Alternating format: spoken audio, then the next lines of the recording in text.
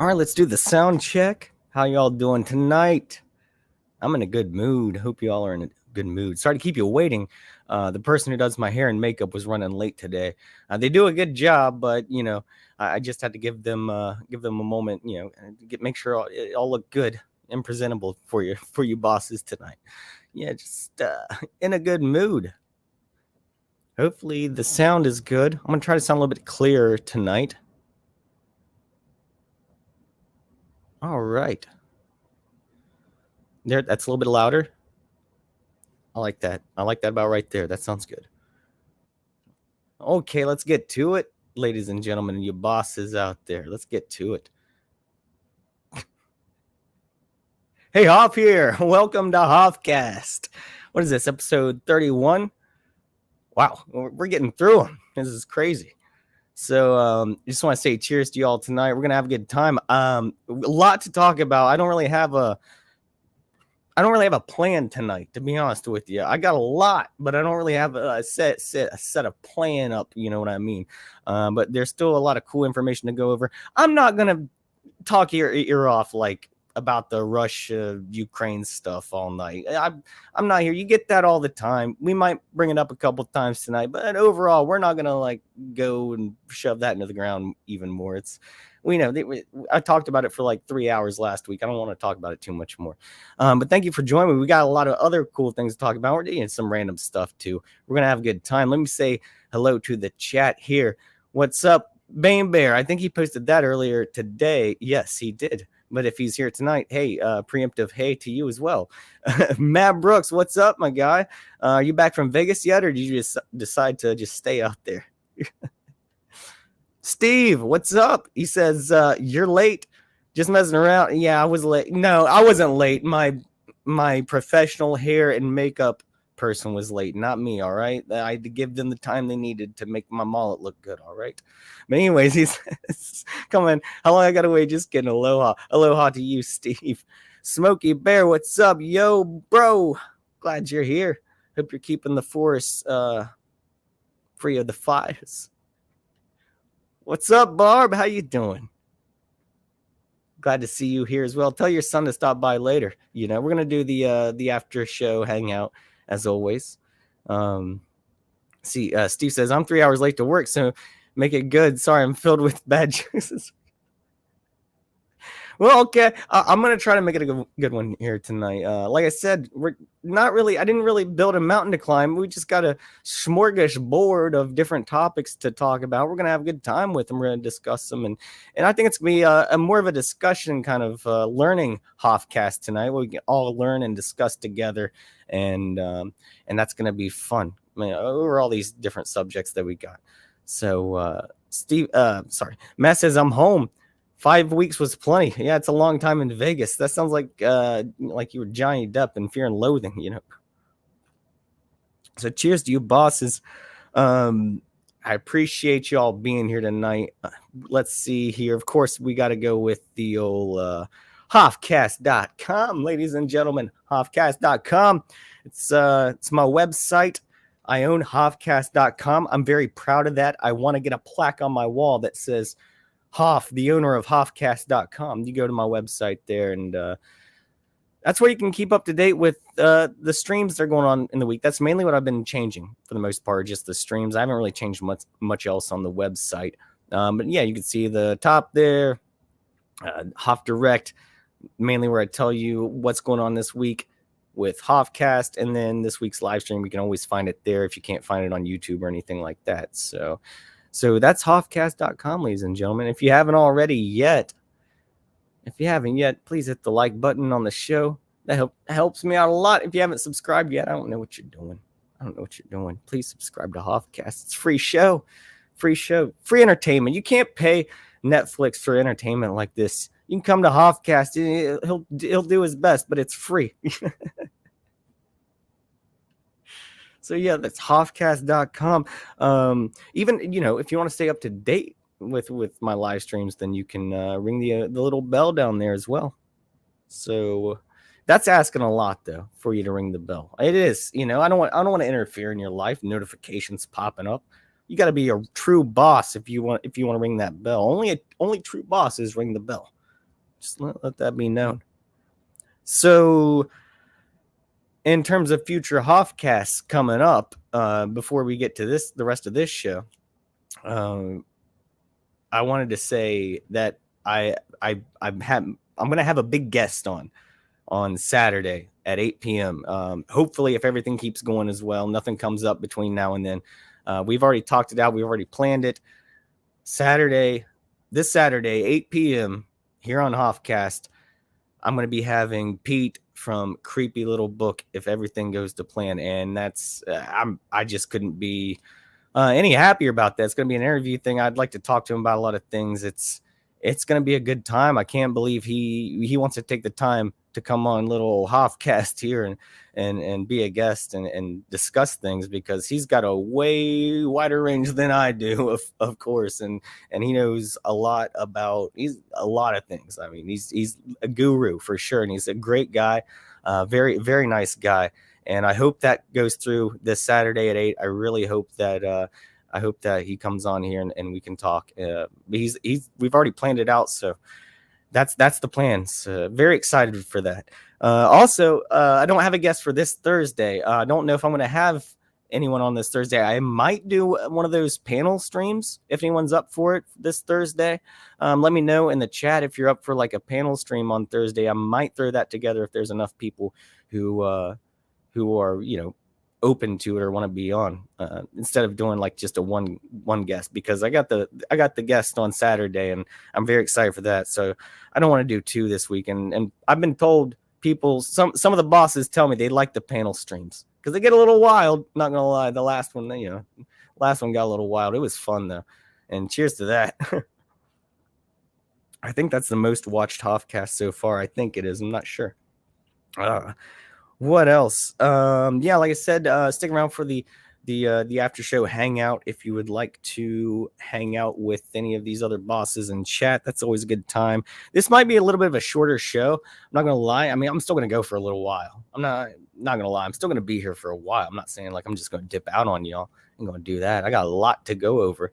But I'm going to a concert tomorrow. I'm going to see Oliver Tree live here in Columbus. So I'm excited for that. I might keep it a little bit shorter tonight just so I have enough energy. I already called off work tomorrow. I got the day off. I didn't call off. I have so many days that I can take off per year, and I'm using one of those. So I feel good for tomorrow. So it's going to be a good time. I don't know if you guys know who Oliver Tree is. If you don't, maybe don't look him up. I don't know if it'd be everyone's thing, but to me, I think he's pretty hilarious. And his music's all right. Let me get back to the chat here. LaSween Machine, what's up? It says Hoff is inbound. Yeah, you're not wrong.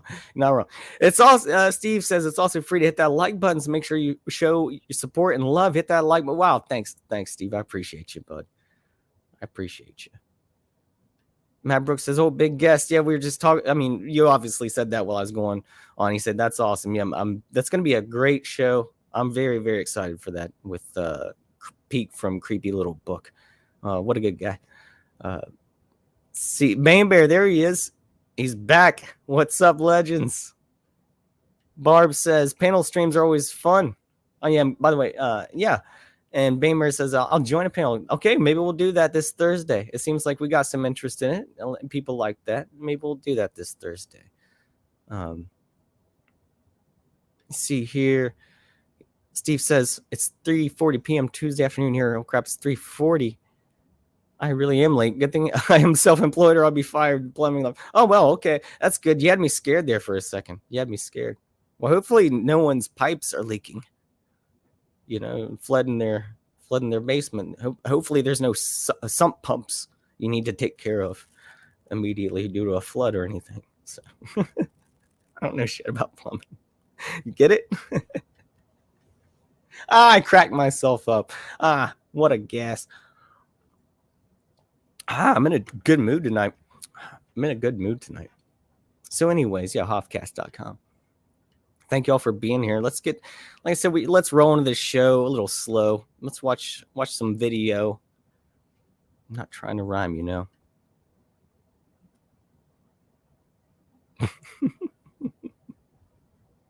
All right, what are we gonna start out with tonight? I had a few things that would be fun. Let's just go ahead and let's start out with this. Never before shown on a Hoffcast, this video.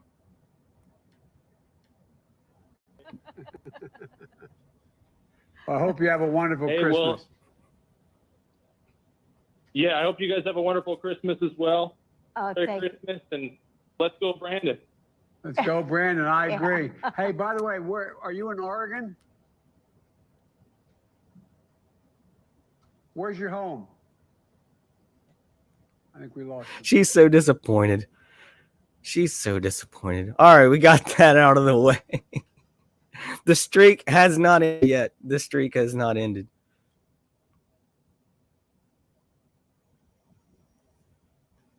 Did I miss someone in the chat?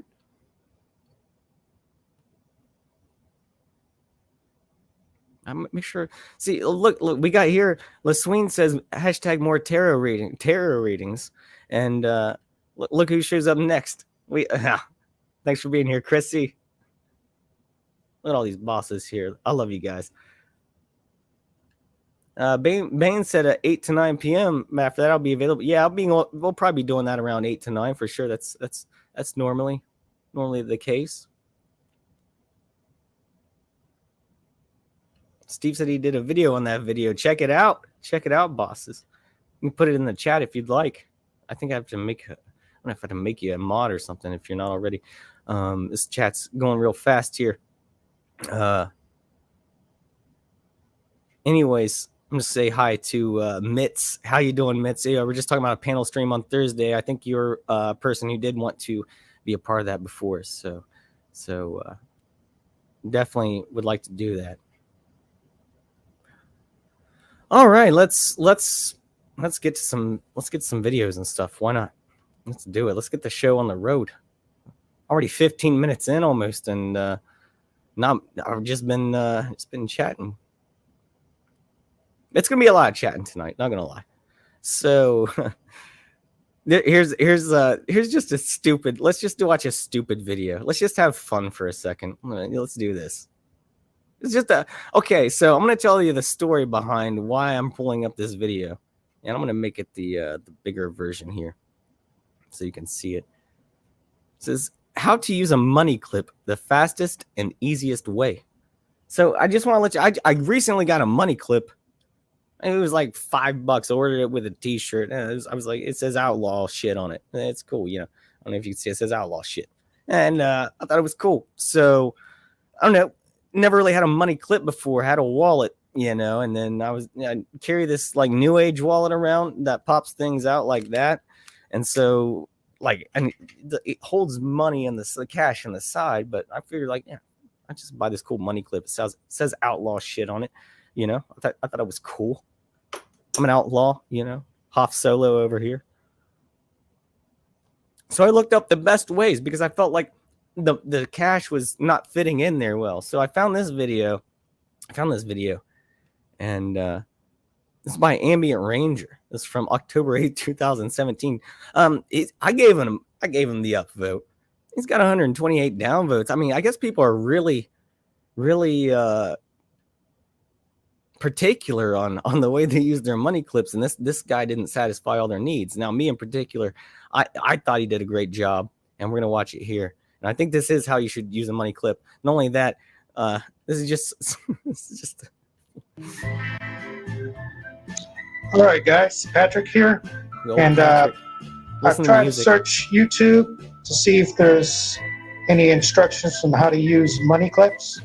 I have not found one, so I'm going to make a video for you guys on how to use a money clip. And this is probably the most easiest way to use a money clip.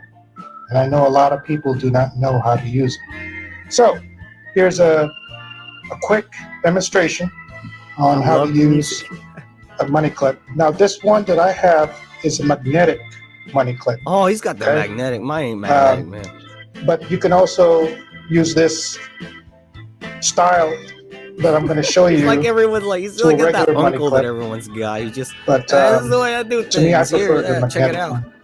All right, let's get started. I'm going to talk to you about it forever. Now, to install the money clip, the way I do what it, you do is you install it right here, and then you fold it. Francis, what's up? How are you doing? And then you put it. We're just having some fun right now. This. We're gonna get in some topics here, just easing into things, you know. When you're at the store, I'm glad you're here. And glad all you bosses are here. Oh, you pull Courtney, this out what's up? From your pocket. How are you doing tonight? You turn it around. If you haven't already, I'm gonna plug. Just like hit so. the like button for old Hoffcast. And that's when you helps me out more than you know. How much you're gonna give the cashier? Hoffcast is free. Okay.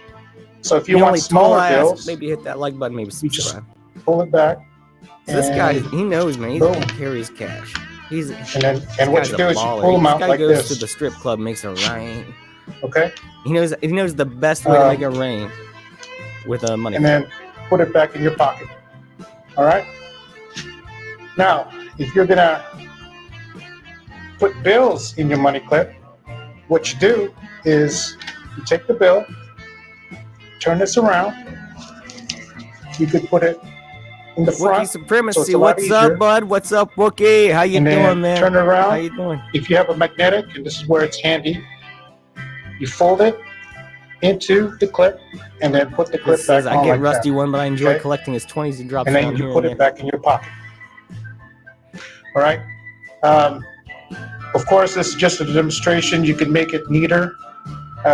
Steve says, "What about a coin purse?" And how I did it, but I'm just showing you the basic way of doing it. So okay, all right. We got through that. Yeah, just advice from your old uncle there.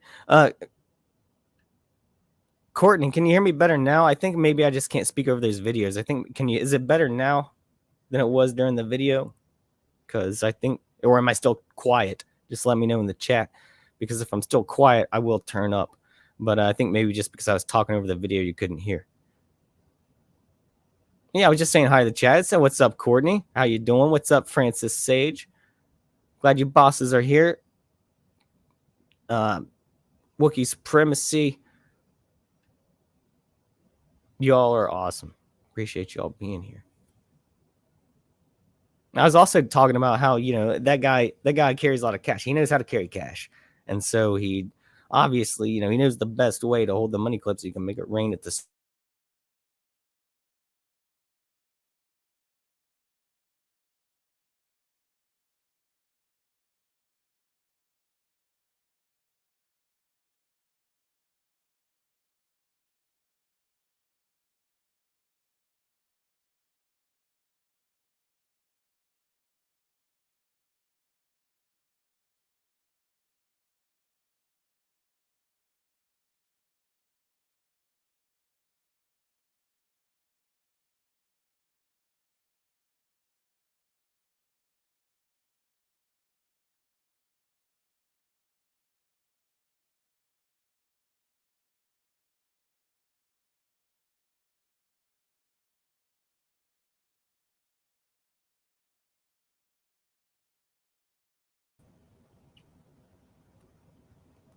Am I back? All systems went down for a moment. I lost everything. Tried to bring it back up real quick. I think I did a successful job. Maybe not as prepared as I was previously, but y'all bosses still there? Can you hear me? Cool. Yeah. My whole browser closed out. I think I had too many tabs open. Honestly, I think that was the problem. I'm on a laptop, so you know, I don't have like a big ass hard drive over there helping me out with all these tabs I open up, and I get crazy with the tabs. I'm not gonna lie. Thanks, bosses, for sticking around. Appreciate that. All right, so let's just roll in some more some more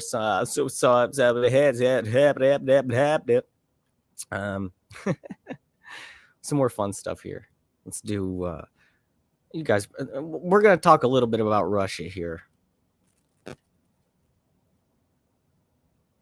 Talk a little bit about Russia. I'm talking about Russian slap fighting. I'm going to mute this music. Y'all ever seen Russian slap fighting? What's up with the tattoos? Like the eyeball tattoos. If you're a Russian slap fighter, dang, he got.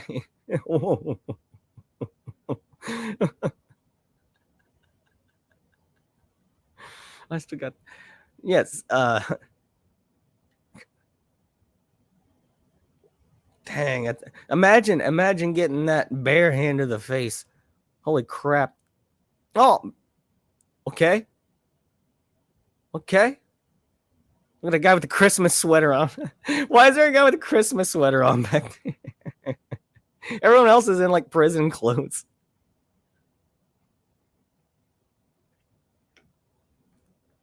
Mitch says quality entertainment.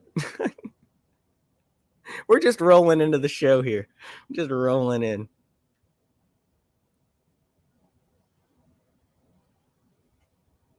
So this is a sport I'd gamble on. You know what I mean? It's hard to. You never know though. And apparently there's a lot of fouls. You can't hit someone in the air. There's a lot of that guy needs a money clip. That guy needs the outlaw shit money clip for sure, or the magnetic one.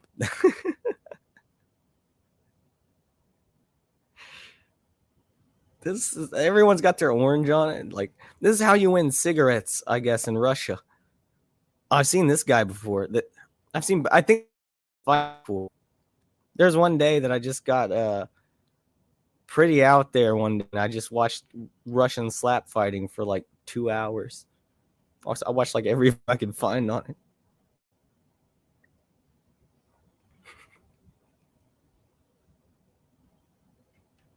She says, all I can hear is the movie Friday. You got knocked the fuck out.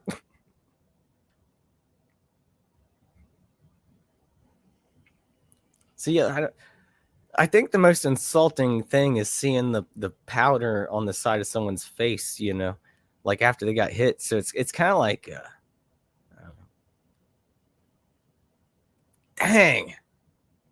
It's kind of just like, you know, a reminder of where that was. It's like you really see it. It's the proof there. It's like, I guess whenever they monitor how fast a baseball goes or something in a pitch.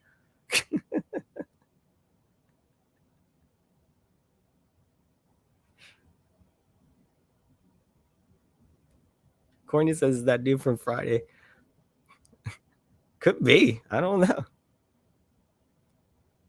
Chrissy says ordered her Oculuses on. It's on this weekend. We're gonna do it. We're gonna go to the metaverse. We're gonna freak around in the metaverse with some Spider-Man stuff. We're gonna sling through some buildings. We're gonna play some poker or something. We're gonna. I don't know. It's a fun time. It's on this weekend for sure. Let me know if you got it by Friday, Chrissy. We're gonna go in there, own the metaverse. We're gonna become the rulers. Matt Brooks says the Kimbo Slice of slap fighting. I miss Kimbo Slice. I haven't heard from that guy in a minute.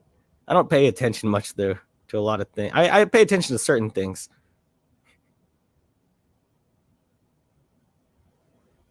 Watch this wind up. See, it's all in the wind up. If you're off, you can't hit someone in the ear. You can really mess them up. It's a gentleman's game. It's a gentleman's game for sure.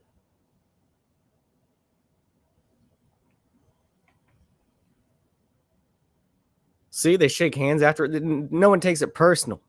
You slap another man in the face and a bitch slap him, and they don't even take it personal. It's all part of the game. They know what they're getting into. Dang, I just couldn't imagine seeing that guy wind up at me. He barely moved. You know he felt it, but dang, I would have been like out for a week, no doubt. Yeah, Steve says, I think that slap would knock me out. I'm no sissy, but damn, that shit was, yeah, I think I'd be on the floor for like a week. I'd probably be in the hospital.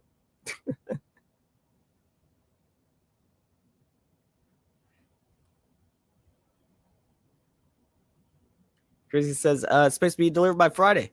Let me know. Courtney says, I'm very confused. I don't understand how the metaverse whatever the heck stuff. I don't either yet. I still don't either, but it's fun.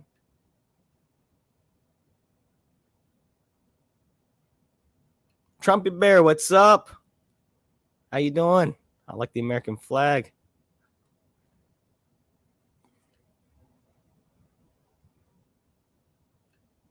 Lasween said, can things happening in the Spider-Man laden metaverse be converted to them tube content? Yeah, if you have a computer that you can hook your headset up to it, yeah, you can like record all that stuff. I don't have that kind of technology or setup, me personally, but you can definitely do that for sure. Just with the little port on the side of the headset. People do it all the time. And yeah, make some Spider-Man videos. It'd be cool. A lot of crazy people in there though, just warning you. A lot of cool people, a lot of crazy, just as many cool people as there are crazy people, just like YouTube. You know what I mean? All you bosses are cool to me though. So I think we got 100% cool people here in the chat here at Hoffcast. And wham! Oh, he didn't look at it. Oh, he just won the World Series of slap fight. All right. Like half hour in, we haven't talked about anything yet. So, yeah, welcome all you bosses. I appreciate you here. So, let's see. Matt Brooks says, can I gamble in the metaverse? Yeah, there's like the first, I guess technically the first thing I ever did when I got mine, like I downloaded this free VR poker app, and it's basically just that, like you're playing with real people. And yeah, I mean, there's not real money involved though. I don't think you can gamble real money in there. I think it's all just virtual money or whatever. And it gets, if you run out, they just reset it. But yeah, you can gamble safely, I guess. There's all kinds of stuff in there, man. It's crazy. So let's see here. What do we got? Here's a crazy video.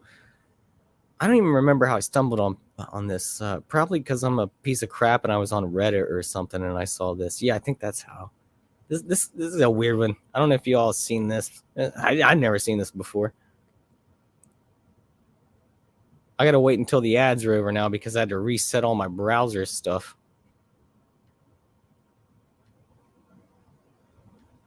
Just give that a moment there. Okay, here we go. Yeah, this is some wild stuff. Let's check this out. This is pretty weird. So this happened like, it's back in 2016. So it's not news, Look at that ratio. 1.4 thousand upvotes to 3,000 downvotes. I'm gonna downvote this. It's satanic. It's a weird ritual. It's for the longest, deepest tunnel. That's what she said. In was it Switzerland, I think? The train tunnel. And this ceremony, we're not gonna watch it all, but we'll skim through some of it. It's weird. This is so weird.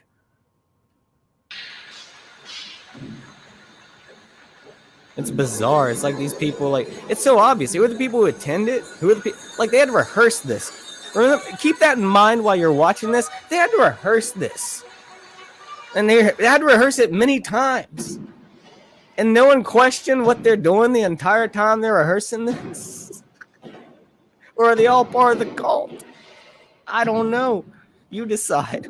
Because I don't know. They're all marching in these weird, like, mining outfits, Why are they all marching like that? Why do they all look like zombies? They're expressionless. Has anyone in the chat seen this video before? Let me know. Let me know what you think of it. If you haven't, just let me know what you think of it in general. And it gets way weirder than this. Trust me. This is just the beginning. Yeah, that's a green screen or something like that, like a projection on that wall, and all the rocks are falling down.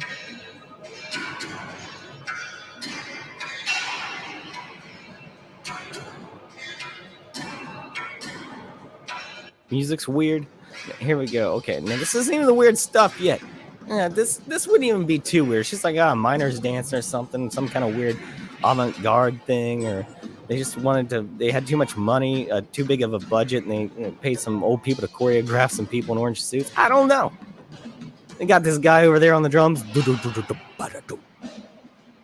has been waiting his whole life for this moment.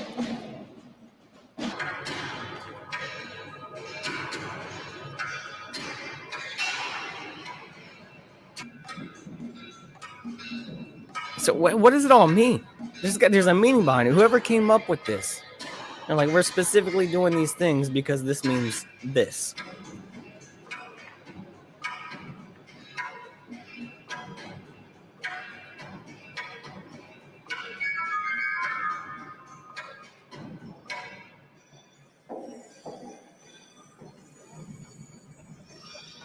So here's where it starts getting kind of like, I don't know. It's like over sexual, satanic kind of weird. I don't know. It's not even satanic at this point. You'll see the Satanism. It's coming. I guess there's like angels or whatever. They got the miners pushing these people.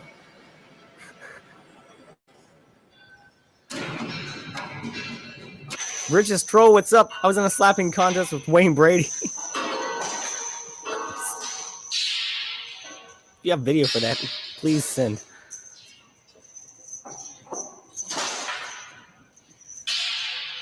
Chrissy says everything about the whole deal is straight out of end times. If you're talking about this, then yeah.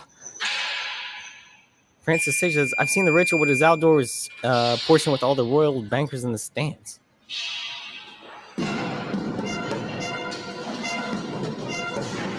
Barb is sharing a link. I'm not sure what that's for. Steve says, what in the actual... Here's what gets out. Here we go. Steve, hang on. Check this one out. Check this part of the ritual out. We got the Cousin It part of the ritual where they all roll around looking like Cousin It from Addams Family. Fifth 90, what's up, my brother? Thanks for being on the other night. What did I just click on? Yeah, I don't know either. What's up, everyone?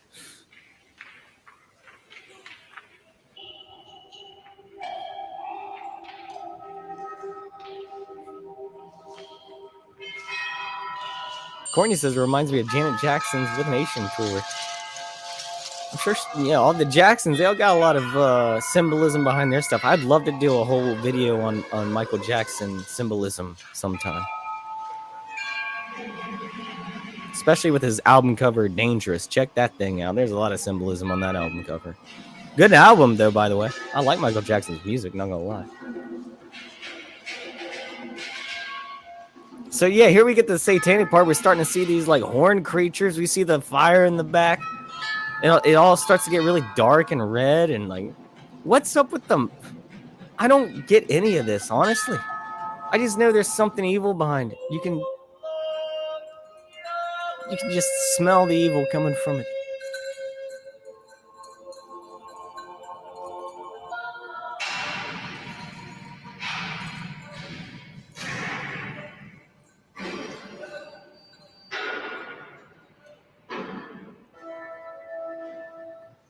Steve said I said it's Cousin at the same time.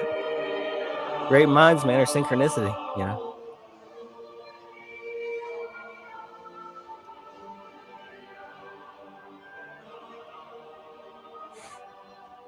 So now they're all cheering. And it's got this like angelic music, and they're not wearing. There's one guy wearing the outfit. A lot of them, it's like they've been freed. They're all happy now. Thank you, Satanists, for freeing us from being minors. And these orange outfits, we're all people now. Thank you, Satan. That's what I got from it. Now look at these rich people here. These old rich people. They all act like they get it. I'd just still be sitting in my seat like, what did I just watch there? Why is everyone applauding? Oh, we're going to go see the train now. Oh, this is about a train. I forgot this is about a damn train tunnel. Oh, yeah. The whole thing got me distracted. I forgot we were opening up a train tunnel. The world's longest and deepest.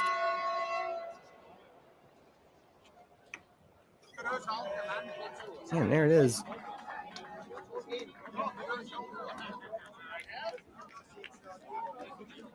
So what? I don't know. I don't know. I don't know. What's up? It's Eldre. What's up, Eldre? Sorry, I can't show your ad, bro. So if we want to learn more about that, I'll just another little video, not as weird as that one, but just to give you a little bit more information about that train tunnel here. It's wild stuff. I mean, it had to have been funded by like really rich people for it to be the longest and the deepest, right? Like, you know, and like Switzerland, a lot of rich people there. Barb says, at Hoffcast, my nephew makes stop motion videos with Legos, and Bane Bear's son is into Legos. Bane Bear says synchronicities abound. That's how we know we're all on the right track. I've seen a ton of those lately. I'm going to tell you a story here in a moment. I'm going to have Hoff story time here in just a moment. As soon as I show this train video about synchronicities, that you're going to think I'm lying about it, or someone else is lying about it, or that I got this messed up somehow. But I promise you, I'm not lying about this, or no, it's the truth. I want to try to get you all the evidence about it. I don't care if you believe it or not. It happened, and I can't believe it happened, and I do have evidence of it. So as soon as we watch this short video on this, I'll get to that here in just a minute. Steve says maybe it's a club where everyone in the audience takes LSD and sees who can go the longest without freaking out. Well, I would have been first one out. I don't even need LSD to freak out at that. I just would have stood up in the middle of it and been like, "Hey, what are we doing here? Hey, everybody, what are we doing here? I thought I came here to see a train."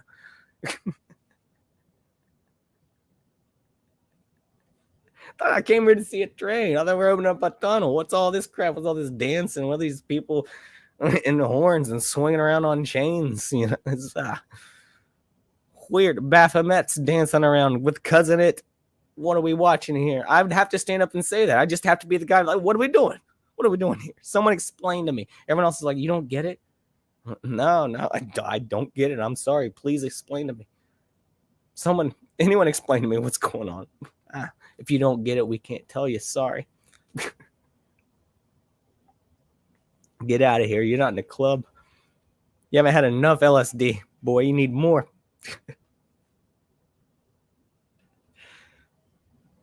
Courtney says, if you think that's weird, Google hobby horsing. I don't know. I'm not going to do it live. I don't like to take a lot of risks Googling things live that I haven't seen before. That's risky moves. That could be like one time someone told me to Google lemon party, and I was like, oh, what's that?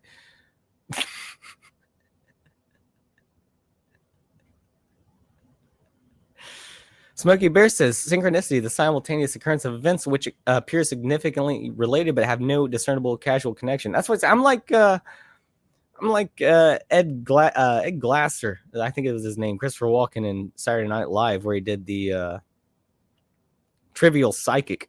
Like he was psychic, but for things that didn't matter. Like, oh, you're going to walk across a wet floor later. You're going to leave some footprints.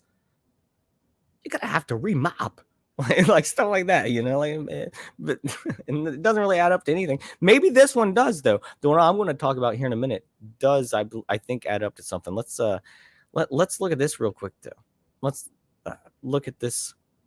We're going to learn a little bit more about the train here. That way we get a fuller understanding of it. The world's longest and deepest train tunnel has opened. Switzerland's Gotthard tunnel is part of a high-speed rail network that will eventually stretch from the Italian city of Genoa in the south of Europe up through Germany as far as the Dutch city of Rotterdam. But the section penciled in for Germany's Rhine Valley hasn't even passed the planning stage. It's about 20 years behind schedule. A point that was perhaps lost on the German Chancellor. She says there are currently many discussions within the Schengen area, in part due to the refugee crisis, about how to preserve freedom of movement within Europe.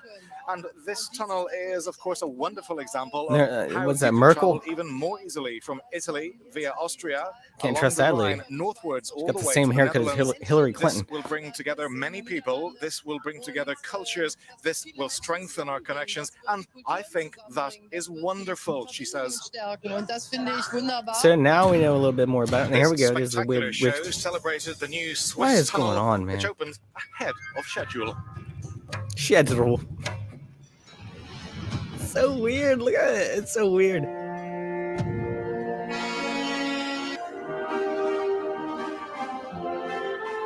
They rehearsed it. They had to have rehearsed this for a long time, and no one rehearsing said, "Hey, what's going on?" If they did, I guess they probably put a bullet in their back. I don't know. Allegedly. Oh, we got an ad. Oh, it's a Ukraine ad. Go figure. Of course, it's a Ukraine ad. Of course, they're trying to get us. They're trying to get us, bosses. We're not gonna fall for that. We're not gonna fall for that. Coin says it's totally G-rated. All right, well, so take her word for it. Hobby horsing. I'll check it out. Maybe not live. But I'm gonna put it in the search bar just so I can keep it. You better not be steering me wrong. I will not forgive you, Courtney, if you're steering me wrong. It comes up with Church of Fudge or something. You know.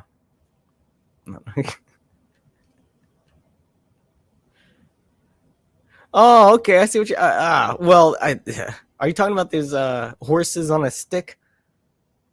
Yeah.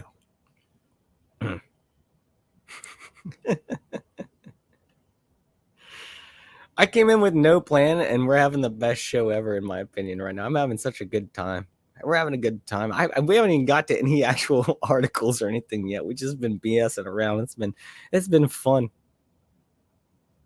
We're just warming up. Thank you all, bosses, for being here. Cheers to y'all. If you haven't yet like the show or subscribe to Hoffcast, what are you waiting for? Please do. And if you're a real boss, you'll hit that bell for notifications. Oh my! So okay. What else we got going on here tonight? What else we got going on? Where to start? There's just so much going on with this. We'll get into some joke articles. I like doing that. Get into some joke articles. I think I'm missing a few. Maybe after I lost my my tabs went down there. I might have to research some things eventually. This one's funny. It's Babylon Bee. We're gonna look at some Babylon Bee stuff. It's satire, of course. Everyone loves George Takei now. He's a fighter for freedom. Who would have thought? This guy right here, George Takei. He's a good guy. No doubt, and this is a satire article from March 7th. Says George Takei's valet's boy. There's so many. Look how many possessives are in that. 3 possessives in a row. I'm sorry if I can't read it.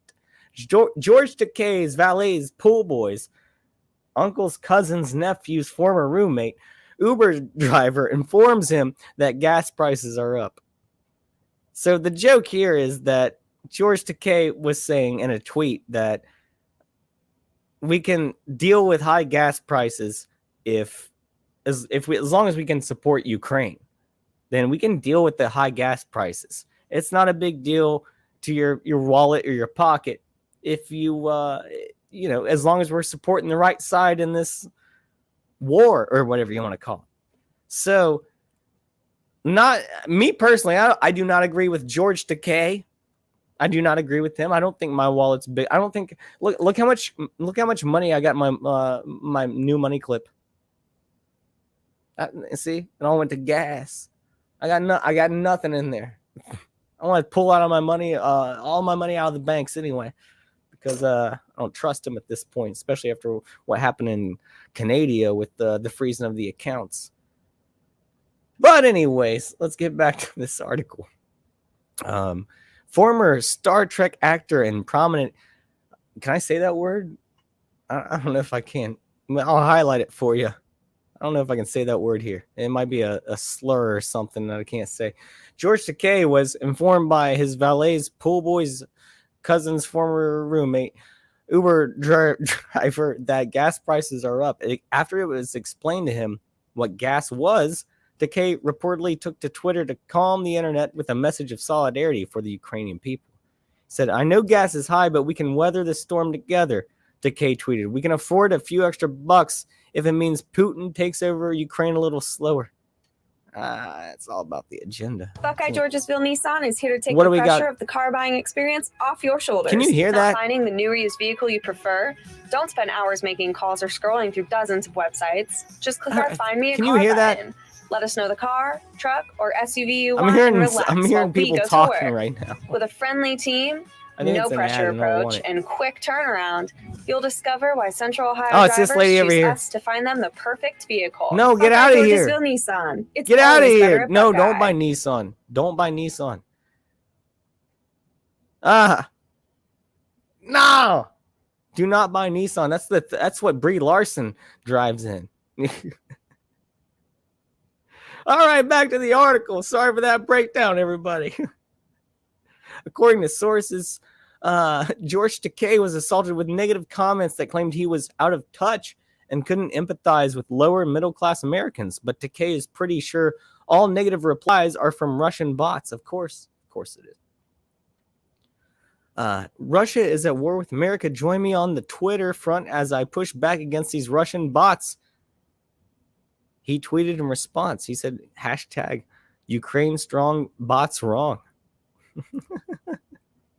Allegedly. Today he has forged an alliance with Alyssa Milano and Patton Oswalt. Oh, we love Patton Oswalt here at Hoffcast. If you've been a fan for any time, you know that we're huge fans of Patton Oswalt here. We love the guy. Great fella. We love him as much as we love Whoopi the Hutt, Whoopi Goldberg. And our favorite show is The View. We love The View. Okay. We're going to watch that commercial or whatever. Dang. Okay. So that's just funny. And George Takei, he's got like $10 million or something. He'll be all right. He can afford high gas prices. It's like when Seth Rogen was talking about, I've had my car broken into like 15 times living in California. So why would you care if your car got broken into and things got stolen? Well, Seth Rogen, you living now, you got walls 15 feet high. No one's going to get in. You got walls bigger than the one between us and Mexico. So it's just weird. The hypocrisy of Hollywood and celebrities is astounding. Just that they're so disconnected with anyone who's living in the real world, anyone who is living paycheck to paycheck or just trying to maybe raise kids or have a family or get ahead. These people, you cannot trust a single word that they or opinion that they have. They're out there pushing the same propaganda. They're owned. They're being paid to push this view. They're actors. Of course, they're going to say whatever they're paid to say. That's what they do. They're getting paid a lot to push. I mean, we saw how many actors were pushing all the crap from the Plandemic the past couple years. All these freaking idiots out there. And now all of a sudden it's just over. It just blows away in the wind. Just like Trump said like a while ago. Oh, one day it's just going to blow away. Well, apparently it does. As soon as a war happens, now mask mandates are just gone. And we're all just back to normal. And there was no sickness. No one's ever going to get sick again. There's no... what? It was so abrupt. It was a very abrupt end to what I thought was going to be, me personally, I thought it's going to have lasting effects, that's for sure, for a long time. But for me, I thought that they were going to keep pushing this thing as long as they could. But something shifted in the I think too many people were starting to wake up to these things, in my opinion. I think that's what was happening is too many people were finding out what was really going on, so they had to put the kibosh on it, make a new distraction, which is what this, I guess, war or whatever is going on right now. So I don't know. That's just my personal opinion on that. I'm not saying I'm right by any means, and you're more than welcome to discuss in the chat what you think is going on. Now I'm going to read it, of course. I can't read everything. I've got so many people watching now, and I love it. I apologize if I don't get to your chat. Don't comment. Don't take it personal. You know what I mean? Please don't. I'm just trying to get through, and I love you all. I love everything you say. And also, just remember that you're also not just communicating with me, but everyone else in there, and make friends in the comments. Cheers to y'all, bosses. You know, I always drink out of my Terminator Salvation Cup, greatest movie in the world. There's no movie better than Terminator Salvation starring Christian Bale. It's the best one.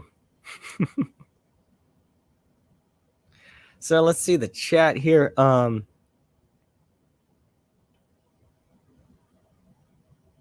gotta go back up. Okay, Courtney said, yeah, the hobby horse competition. Someone Google hobby horsing and vouch for me. It's freaking, yeah. I looked it up. I get what you're talking about. Maybe I might have to do, I don't know. I don't like looking at stuff like, I don't know. That stuff weirds me out, to be honest with you. That last thing we were watching with the dancing around the train tunnel, that freaks me out enough. I don't want to see furries. I don't want to see people dancing with horses. I don't want to see any of that. I just don't. It's I try to be open-minded to other people's views, but at some point I gotta be like, hey, I gotta draw a line in the sand for me personally. With whoa, that's something I can't comprehend as a human being. That I in my opinion, and I can look at it and I can laugh, and that sometimes things are even out of my league for laugh, and I just look at it and go, "You serious? You freaking serious?" Oh man, like I don't know. Some people are out there. Not me, not Hoff here. He's completely grounded, completely level-headed. He never loses his head. Says, cheers, I'll crack a beer in a bit with you. Nice. And hopefully come back for the after show hangout as well, Mitz. Yeah. Don't look that up. Barb says, cheers to you. All right. Courtney says, I wouldn't do that to you. I know. I trust you. Courtney. I was just joking around. You do got to be careful sometimes, though. Especially, I'm still on a Steve Reich 1 for about another month here on Hoffcast, so I still got to watch what I say on for a lot of things. Even though they're starting to lighten up on certain things because all the rules are changing, but I still got to be careful with a lot of things. Yeah.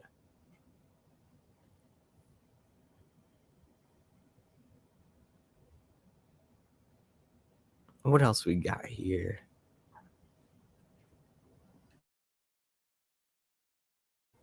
Sorry, dead air. It wasn't dead. I had to expel.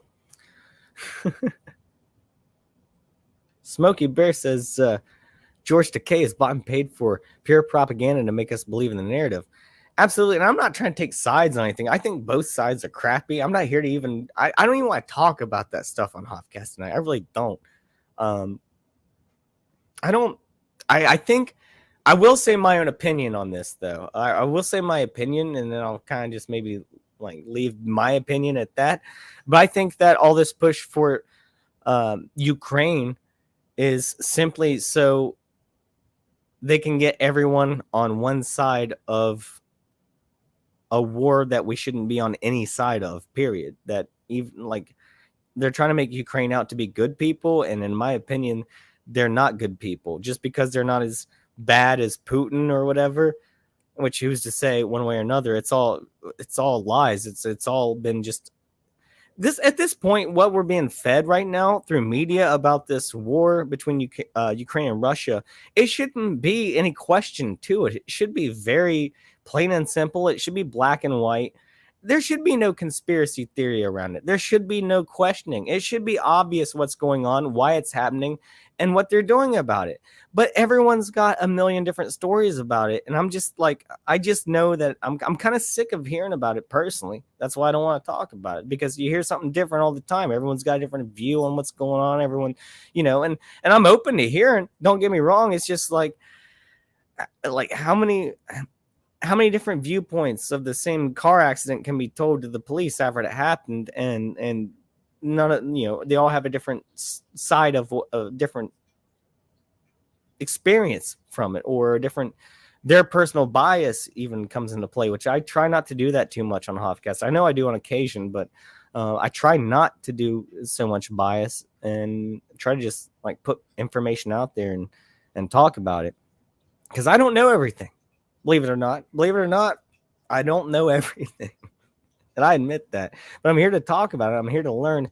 But the Ukraine Russia stuff to me is just, they're trying to get America on one side of the war or whatever, and we shouldn't pick sides on this at all. That's just my opinion. And it's all being done for reasons we'll discuss here. Matt says Smokey Bear 100%. Smokey Bear says the higher fuel prices acts as a regressive tax, which affects the poor middle class. Yeah, but yet George Takei, he don't care about that. Oh my. I don't care about gas prices. I'm rich. As long as we're fighting Putin. I'm sure Real Cosmology could do a better George Takei impression. That's what you get from Hoffcast. Oh my. Anyways, this is all part of the NWO plan to you'll own nothing and you'll be happy. Trust a Smokey Bear. Trust me, if we're gonna be talking, that's like half my show tonight is gonna be talking about that. So don't you worry, we got plenty to discuss when it comes to that stuff. Nothing has shifted, Hoff. This is the second phase of the agenda. We're gonna get into this stuff. Barb says, I paid $6 a gallon yesterday. Oh my gosh. Dang. It's like 409 here. It's going up. Out about that. Oh my gosh. $6 a gallon. Matt Brooks says, cheers to you, bro. Star Matt Brokes, because he's a bro. I'm bad at jokes. LaSween says sex Bill Nye. That's peak rage entrapment aside from the sequel trilogy. I'm not sure what that comment means. I'm a little after you read so many comments, sometimes I get off track. I'm sure what you just said means something. And I probably will figure it out in about a minute and I'll be like, now I get what he was saying.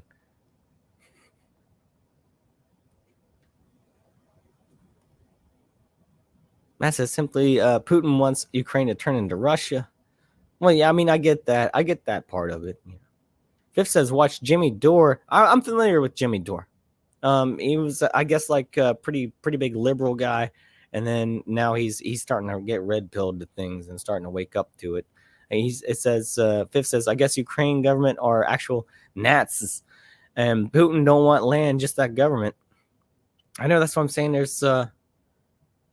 Barb says Ukraine is dirtier than San Francisco. That's pretty dirty. That's pretty damn dirty. Dirtier than San Francisco. Fifth says even America has funded and done things for them. LaSween says, in my opinion, they aren't good people is how we all got to frame it. And that's simultaneously while in relation to ideological extreme Nazis shows you how easy the groupthink is to churn up. See, I mean... There are words you got to reserve for certain things, all right? And in my opinion, when you start saying Nazis, I need proof before I start calling people that. And like, you know what I'm saying? Like, it's become like that and racist and bigot and all that stuff. You freaking bigot! Like that's all become just, I mean, false words until I actually see someone doing something harmful, and then I'm like, okay, now they're one of those. But a lot of those terms are buzzwords now, in my opinion, and used just for hyperbole and just to get someone's point across. That's a straw man argument.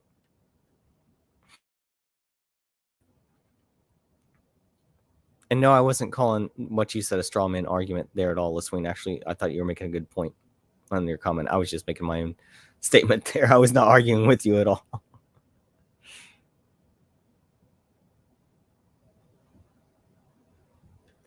Barb says Putin just doesn't want the USA to have the legal right to invade through NATO. I hear a lot about NATO. I don't know how good NATO is either. I hear they're kind of corrupt as well. Fifth says the people are different than the government, or else, yeah, American has good people, but government. Yeah, I don't know. I don't know. Lisween said, yeah, this what is. It's always extremists with CIA money waging war for the industrial complex. Middle East Playbook 101. See, you guys, that's why I love you bosses. You guys bring me such good information about things. You expand my own point of view to things I never think about before. All of you do. I appreciate you all so much.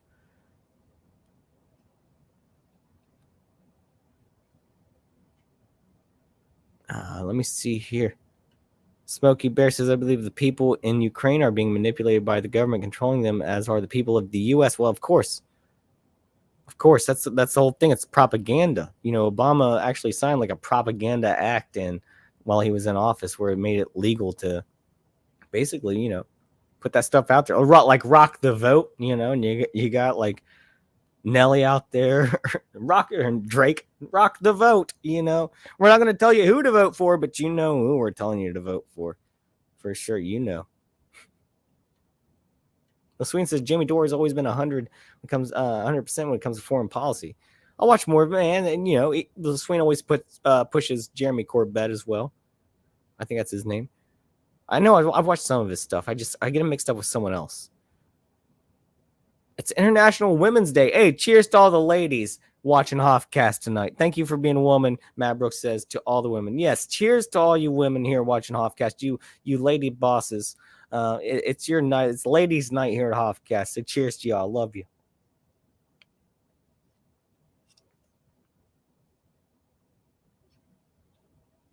So all right, let's check out maybe something else here. See what else we got going on.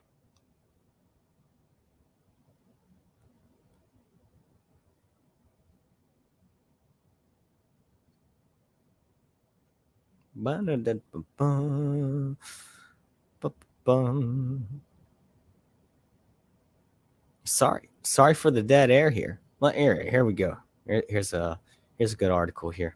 Let's just talking about the mandates ending there a minute ago. Babylon Bee, it's satire again. It's a joke article, you know. It says in lieu of masks, progressives to just wear shirts saying I am a good person. It's the same thing as putting up a Ukrainian flag on your Twitter or whatever, or your pronouns or whatever virtue signaling there is. See, I think even my parents included, unfortunately, they still to this day, they want to wear the mask just because they feel if they don't, they'll be seen as not the side that they want to be on, which is liberal. They'll be seen as being on the other side. So these people will go to all extent just to represent who they are outwardly, I guess, even if it means constricting themselves to a mask. And in my opinion, that's not smart. I think that's very bass-ackwards way of thinking, in my own opinion. You know. So this article says, with mask mandates going away around the country, many progressives are feeling lost, confused, and frustrated. According to sources, the nation's progressives will move forward in a maskless world by electing to just wear shirts that say, I am a good person on the front. Well, I think a lot of them will still have the mask and the shirt. During Corv, this person, Mortimer Snodgrass, a progressive, this is a real person here, allegedly, says, during COVID, my mask became an outward symbol of my superior empathy, goodness, and knowledge of Dr. Fauci's daily briefings. I'm happy we have these shirts to let the world know that we are one of the good people. Snodgrass then turned to throw dog poop at a passing Trump supporter in a MAGA hat. I don't believe that. Nobody wears MAGA hats anymore, unless you're at a rally. Like, you got to be honest. When was the last time you saw someone wearing one out in public? Yeah. Maybe I should. These shirts will be sold by Nike and skillfully made by the Uyghur slaves in China. They will sell for $500 with 20% of the proceeds donated to Greta Thunberg's organization. How dare you? School strike for climate and another 20% donated to AOC. AOC. We love AOC at Hoffcast. You know that? We love AOC. AOC actually might be my favorite politician, especially here at Hoffcast. Re-election to help her defeat capitalism. Nike will also make a special edition t-shirt, special edition, especially for conservatives that say I am a bad person. That would be a cool shirt, actually. You know what I mean? I'd rather have a shirt that says I'm a bad mother, rather than I'm a good person on it. People, you wear a shirt that says I'm a good person on it, you walking down the street, you're gonna get robbed. At least in my neighborhood, you wear a shirt that says I'm a good person on it, you're gonna get robbed. You walk down the street wearing that shit. That's the truth.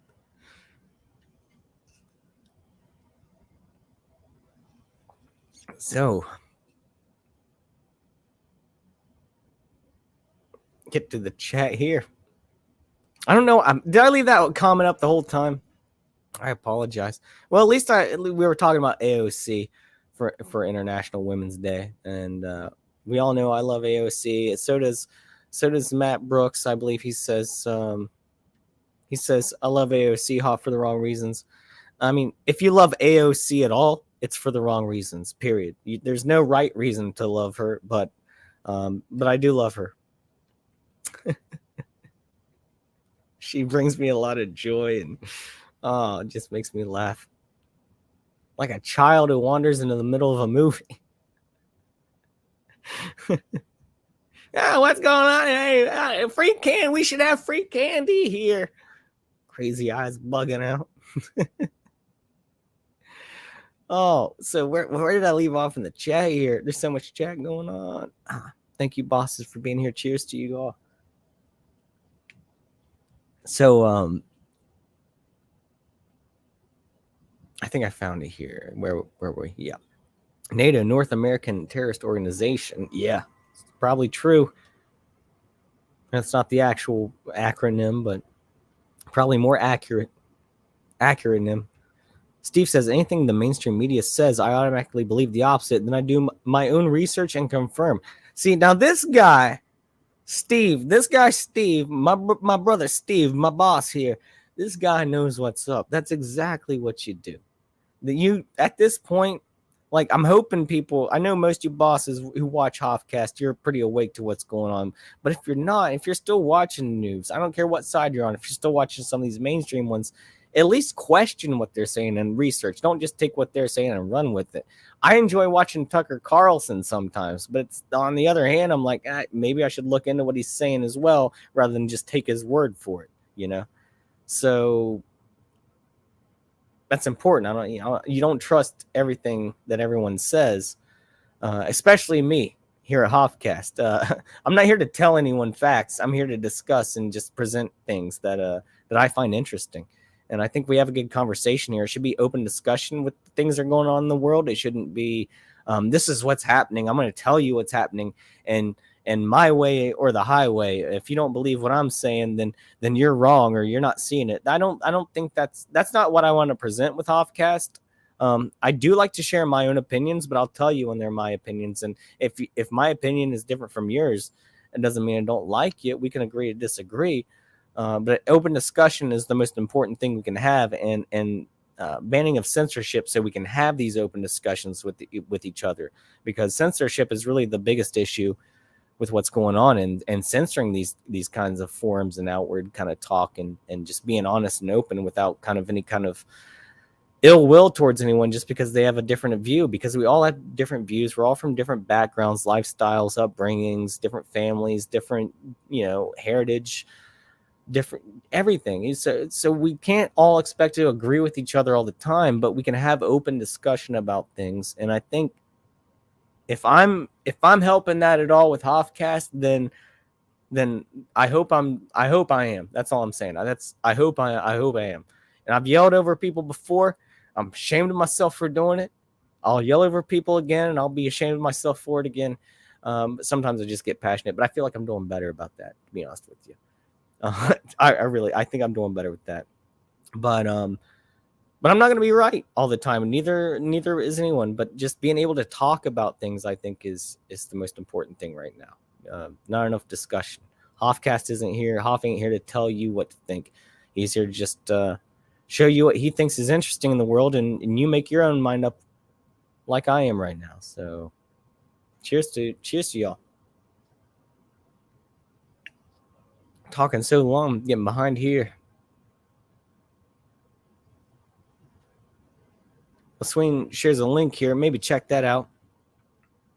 Seeing only sniffing a supposed chemical weapons. It smells bad.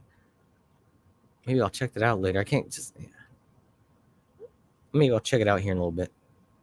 Barb says every agenda uses trigger spell words like Nats and race to get an emotional reaction. Yeah, that's the other thing. Too many people... That's a great point, Barb. Too many people react on emotion rather than facts. It's like... They're there like the headlines and the clickbait. It's there for your emotional reaction, not to make you think logically by any means. It's there for you to react to it on an emotional level, to make you feel for something or go a certain way with it. And that's manipulation. That's propaganda. That's brainwashing. It's the agenda. And all these big corporations that are owned by very few, like six or 10 corporations in the world own like almost every other corporation underneath, and now they can just pretty much censor anything on the internet that they want now at this point. We saw old Alex Jones get taken off. It was coordinated attack. They went after that guy. I don't care if you agree with him or not. That's the thing. I don't care. You can say anything you want, in my opinion. Don't censor it. It's up to you as a responsible grown adult to make your own decision and know when you're being lied to and to sort through it yourself. And if you rely on media to tell you what is happening rather than to make your own decisions about things, well, then, yeah, you're going to want censorship. And yeah, you're going to be a dummy about things because you're not going to know what's really going on. And you're going to be misled. You're going to get got, basically, is the way it is. It's sad. It's sad the way that happens, but it's just the truth. And yeah, the way they're trying to do these emotional reactions, as Barb was saying, is by trying to call people these words, these buzzwords like Nats and ists and phobes and whatever. And the funny thing is, it's all backwards. It's all bass-ackwards. So what I'm saying with this is the people that are calling these names, who want the emotional reaction, these words, the people who are spouting this nonsense off, these are the people who are those things. These are the people who actually, maybe not to a literal extent, but they are projecting. And the people they are trying to get an emotional reaction from these things aren't affected by these words at all. It doesn't affect me, at least. But those people, these words affect very, very greatly because it's all they got is victimization. That's literally all they have is to be victimized, because there's nothing else about their personality that anyone else likes. Like, the only time they get attention, because they're such bad people, such unoriginal, brainwashed, just NPC people, the only thing they have is to be a victim and to scream as loud as they can. And so those words mean a lot to those people. But to people like me, and I think most of you bosses here, you get called something like that, it's just, come on, you're an idiot. You're just throwing words out there at this point, and they mean nothing because it's the only leg you have to stand on. And I would almost feel bad for those people if they just weren't such just demons and just, who I'm talking about, the SJWs, the NPCs, who I'm talking, the TikTok folk, the people with the rainbow hair, the people with the piercings all over their face. And I don't care if you want to dye your hair or get piercings or tattoos. I'm just saying there seems to be a trend with people who have a lot of the whole get up, you know what I mean? You know what I'm talking about. It's not all people who have those things. The people with that certain get up, you know what I'm talking about. The squeaky wheel, they live by the squeaky wheel gets the grease. That's how they live their entire lives. They got no other morals or values besides that, and besides thinking that they're right. But eventually they all turn on each other because none of them are perfect, but they want to live in a perfect world of equality. And equality isn't even a real thing. It's an idea that it will never be reached. And it's not because I don't want equality to be reached. It's because you can't do it. You just can't. There's no one, like I was saying a minute ago, we're all from different backgrounds, religions, races. We've all had different experiences. We've grown up in different neighborhoods, different parts of the world. regions and climates, and everything is different for everyone. There's no equality. There's no such thing. That's something you can never achieve. That's unachievable. The best thing you can do, rather than expect equality, is just treat everyone equally. And that doesn't mean the same thing at all. That does not mean the same thing. Equality, the way these people think about it, is expecting everyone to have the same outcome at the end of the day if you give them the same opportunities. That's not the way things work. It's not gonna happen. You put me on a bicycle and you put Lance Armstrong on a bicycle, he's gonna win the race, hands down. You know what I'm saying? It doesn't matter how much I train. At the end of the day, I'm not gonna be equal to him, even though you're giving me the equal opportunity to ride and race against him. And it never happened, of course. But I'm just saying, treating people equally is a whole different thing, rather than expecting equal results from everyone. That's the problem, in my opinion, is giving everyone an equal opportunity is going to expect equal results from everyone, because that's not the case. Everyone's got their strengths, everyone's got their weaknesses. We're all individuals, but at the same time, we need to have a community where we can respect individuality rather than just rely on screaming about individuality. I think we should use individuality to our benefit, and not to call other people out just because they're different from me or you, because individuality can become, the other side of the double-edged sword there, where you think, well, I'm such myself that I can't relate to anyone else. That's a bad way to go about it too. You can be an individual, you can be unique, and you can be yourself, but at the same time, you also have to relate to other people in this world, or you're gonna stand alone. And as some philosopher at one time said, no man is an island. I can't remember who, but it's true. I just went on a little bit of a rant there. Sorry about that. That's just Hoff's opinions right there. You don't have to agree with them at all. That's just the way I see the world. And if you see it differently, well, then cheers to you. You're a boss, and I respect your opinion as well. All right, a little bit of chat here, and then I might do a short intermish. A couple minute intermish to refresh. Steve says, to all the women, it's International Women's Day. Cheers to the women. Steve says, not the ones who have testicles and think they're women. So I think Steve agrees with me on my last rant there. Fifth says, first it was vote or die. So if I don't vote, I die. Basically, it's a threat, Fifth. That's for sure. It was a threat. It's a thinly veiled threat. Because if you don't vote for our guy, then the other guy's gonna kill you. Yeah, I remember it too. That's what I was talking about. Yeah, back in the 2004 elections. Yeah, I'm old too. Don't forget that, guys. I'm old, older than you think. Don't let the baby face fool you over here. If I shave the goat, I'd look.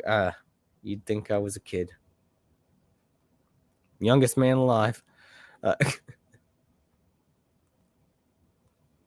Steve says, you on point tip all the time. Fifth, yeah, Fifth is my man. Yeah, that was a great show that we had the other night. LaSween says, since you dropped the O-bomb, he said Obama. Okay, I must say that old school conspiracy theory of Obama's yes we can mantra being thank you Satan played backwards. Whoa, that's crazy. Ho. And he said if it ain't close, dang, I want to check that out sometime. Barb says, cheers, ladies. I refuse to wear pussy ears, you hoes. I like that. I like that comment. Matt Brooks says that Brandon officially has a worse approval rating than Trump. Well, do you think maybe I'm not sticking up for Brandon here at all. But do you think that maybe over time people just kind of realize, like maybe they're fooled at first by thinking that someone might be a good person, and then, they start to figure him out a little bit. And I know Trump's approval rating went up after it hit that low for sure. But I just wonder sometimes if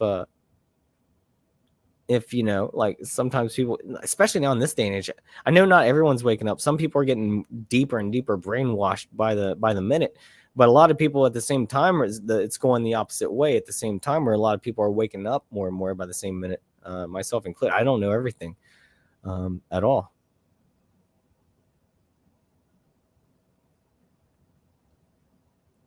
So yeah, let me see what else we got. Yeah, like I said, I'm gonna do some more chat here. We're gonna do an intermission at 10. That's what I'm gonna do. I'm gonna do a 2-minute intermission at 10.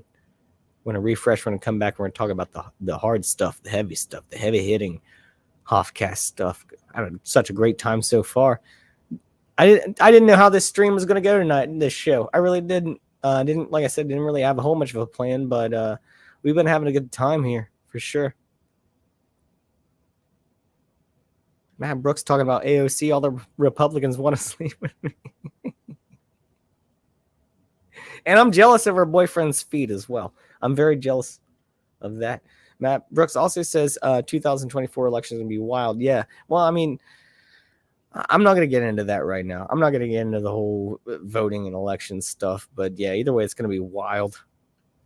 Barb says, Hoff, I like the way everyone gets along in your chat. Me too. Me too. I don't even have to like ban anyone or anything at all. Like, there's bots that come in sometimes, that they just put like a random code word that's nothing in there. Like, I'll scoot them out of the way. But everyone else, like, yeah, it's like we got a nice crew here, and we're welcome to. Yeah, everyone else is welcome to our crew. We got this pirate ship going on over here called Hoffcast. I love it. I'm starting to look like a pirate. I thought that the other day. I need some gold teeth or something. This hair's getting long. Starting to look like a pirate. I don't know if pirates have mullets though, but they have long hair. I've been told I look like Johnny Depp with Down syndrome a couple of times in my life. I wouldn't disagree. Lesween said they've cried wolf, Barb. The dude, our government and both parties and SNL want you to support has MF burned people alive on the town square. Stinks of his tactics. More Uncle Sam. That's a lot of words I can't pronounce, man. I read a lot. He said the cried wolf so many times by taking the meaning of the word Nazi. Yeah, okay, now I get what you're saying. The truth is that Russia and the U.S. are eugenic-minded. Core of transhumanists, just as the Nazis would be. No good guys. So that's what we're gonna get into in the second half of Hoffcast here, is more about that stuff. Trust me. That's what I got like all my articles put up about. And we're gonna go over these things. We're gonna talk about them. It's gonna be a fun time. I need to get my let me see here. I need to get something up that I can play during the intermission. You know what I'm saying? I need to get something up that can do that. I'll find something good for you, bosses. Maybe I can find that band again that I like. Yeah, y'all play another one of his songs. I like that. I need to get back in touch with that guy for sure. Seemed like a good dude. Play one of his Forest Fires. I played his song last week. I'll play one of his other songs for the intermish.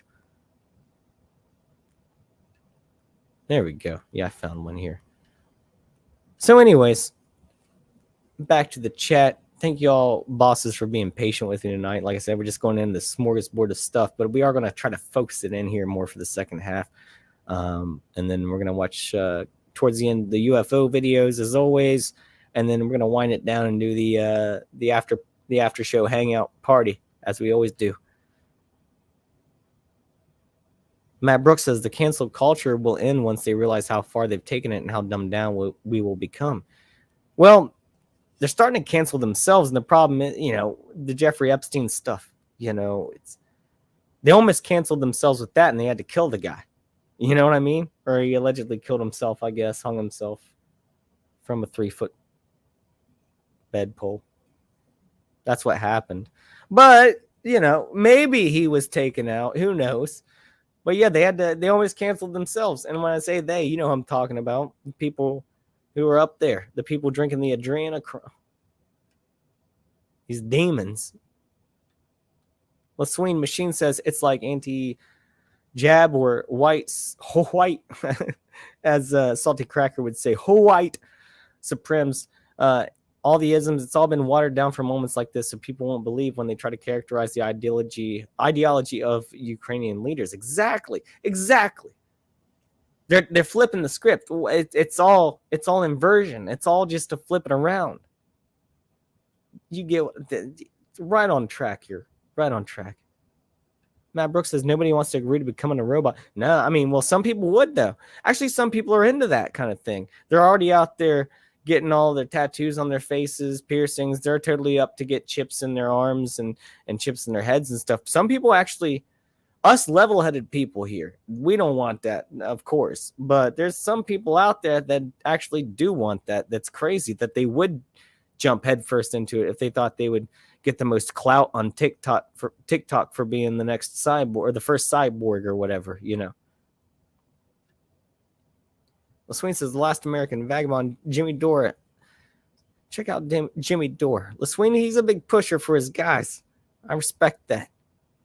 Tell Jimmy Dore about Hoffcast, by the way. Maybe we can have him on here on Hoffcast. You know the day Hoffcast makes it when he has Alex Jones on Hoffcast. You know that's the day Hoffcast has made it. Steve says it's like finding a unicorn with a pink horn, blue eyes, and a leprechaun on its back, riding it like a jet ski. Well, that's kind of a nice picture you just painted. It ain't never gonna happen. Thanks for crushing my dreams. It was a nice picture you painted, Steve. Swain says, vote or die. I was too young for that madness. Lucky man. Sounds like a political slogan of the Homeland Security terror paradigm. If only Fedbook had been around for people to add that to their profile pic. Yeah, well, I mean, I also think social media is a big problem when it comes now to propaganda as well. You know what I mean?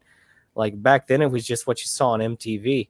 You know, when Cisco would come up and say, or Chris Rock would come up, Christina Aguilera, one of those people, Kelly Clarkson would come up and be like, vote or die. You know, oh no. I guess I should vote. Kelly Clarkson's gonna kill me. Hospicepholic. I can't read that. I think you're saying I was being philosophical. You know, I try. I'm like Alan Watts. Actually, speaking of Alan Watts, maybe that's what I'll play during the intermission here. Maybe I'll just play a little bit of Alan Watts. That's something I kind of wanted to bring up if I still have it up here. That'd be kind of cool. So we're starting to get a routine. You know, I do a couple hours, got to take a couple minute intermission, get refreshed, come back. We'll do the rest of the show, jump into the big stuff here.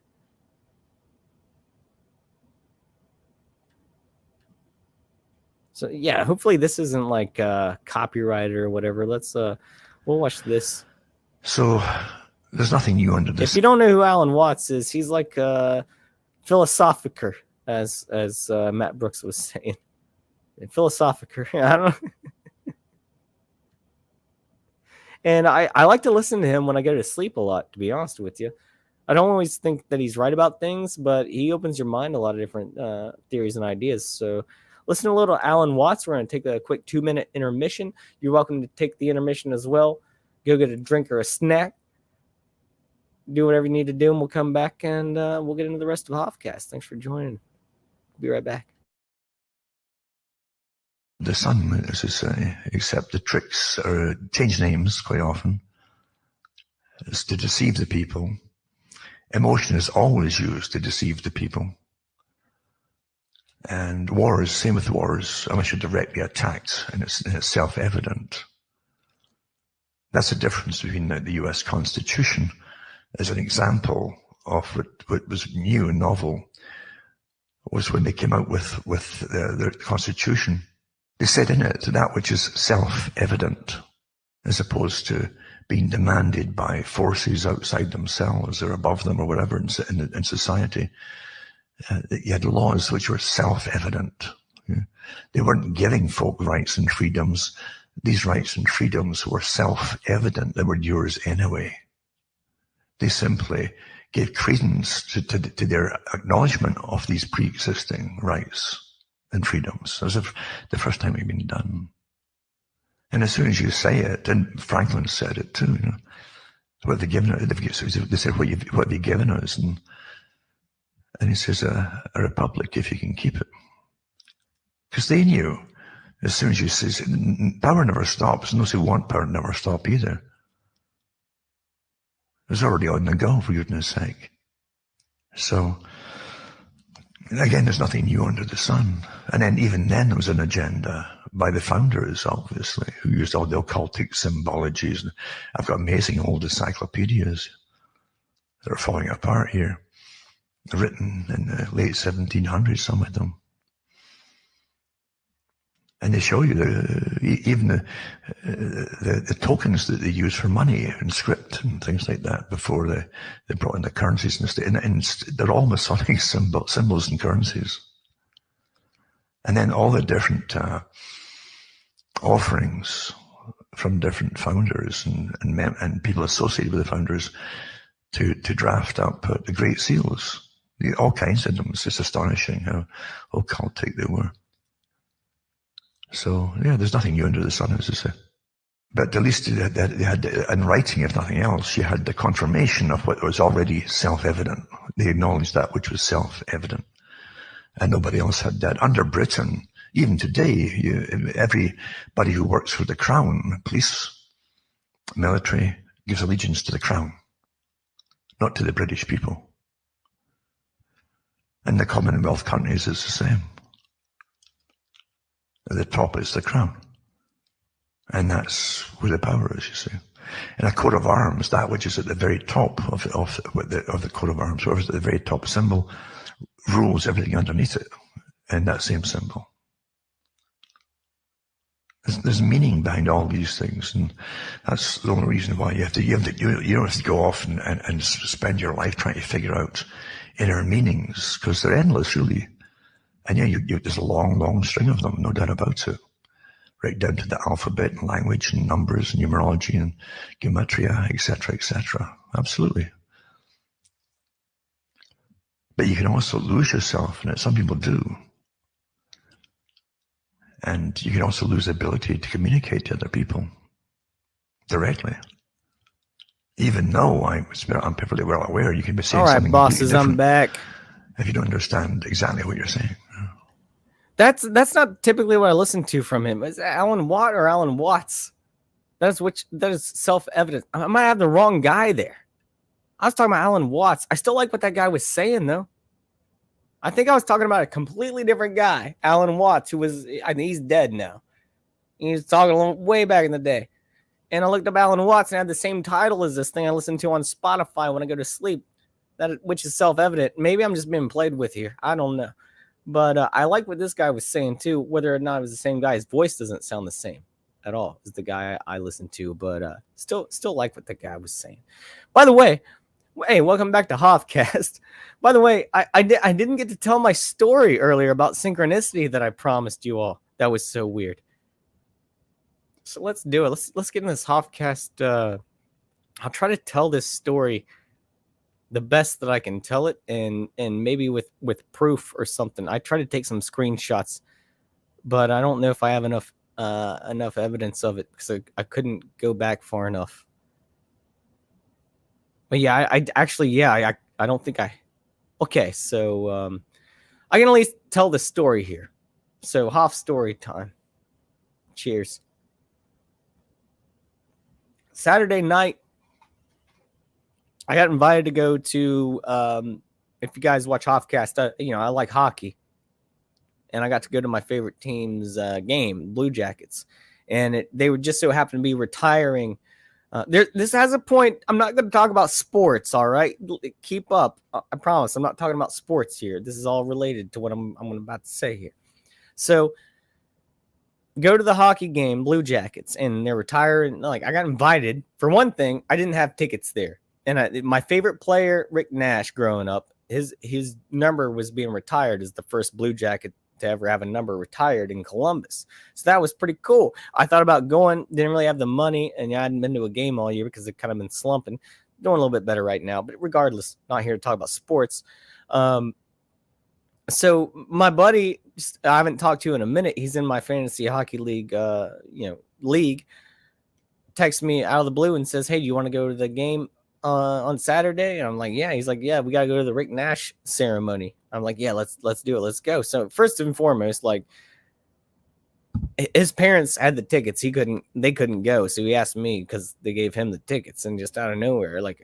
Lucky me, right? Like, I was so appreciative to be able to go to this event because Rick Nash, like I said, my favorite player growing up, he was the only hero you had as a Columbus Blue Jackets hockey fan. So, of course, he's going to be your guy. Anyways, not here to talk about sports. So we go to the game, we have a good time.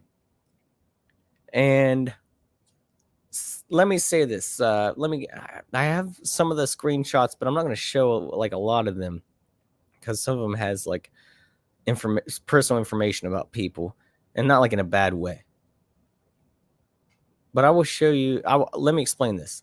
I was listening to Richard Syrett's conspiracy podcast, the Conspiracy Show, last night, and I've been listening to the podcast for a long time on iTunes. I'm tying this back around, bosses. Just wait. This is gonna blow your minds. So I've been listening to Richard Syrett. Don't know if you're familiar with him. I've been listening to him for like well over a couple years now. Don't catch every episode, but I've never seen him live on YouTube before. I've never caught him for a live stream. I saw he's live last night. So I went in there and I was in the chat a little bit, read one of my questions. It wasn't a great question, but yeah, I read it. It was cool. And then I see someone in the chat who has a Columbus Blue Jackets avatar as their logo, or their little avatar. The logo is their avatar, and there's 215 people watching, maybe that tops, and which is pretty good. Great, I mean, dang good for sure. I love that show. Great show. Check out Strange Planet. Look up Strange Planet on YouTube. Great stuff. But the whole point of what I'm saying is I saw this person who had a Columbus Blue Jackets logo as their avatar. So I had to say, hey, hello, fellow Columbus Blue Jackets fan. I didn't know if they had the avatar there as like an American thing. Maybe they were a Ohioan. I didn't know if they're a hockey fan or not. And they said, hey, I just went to the Rick Nash game the other night. I was like, you gotta be kidding me right now. I was like, yeah, I did too. He's like, yeah, he said it first. Like he said it first. He said, I was in section 101. So let me see if I can find this here. Let me see if I can share this.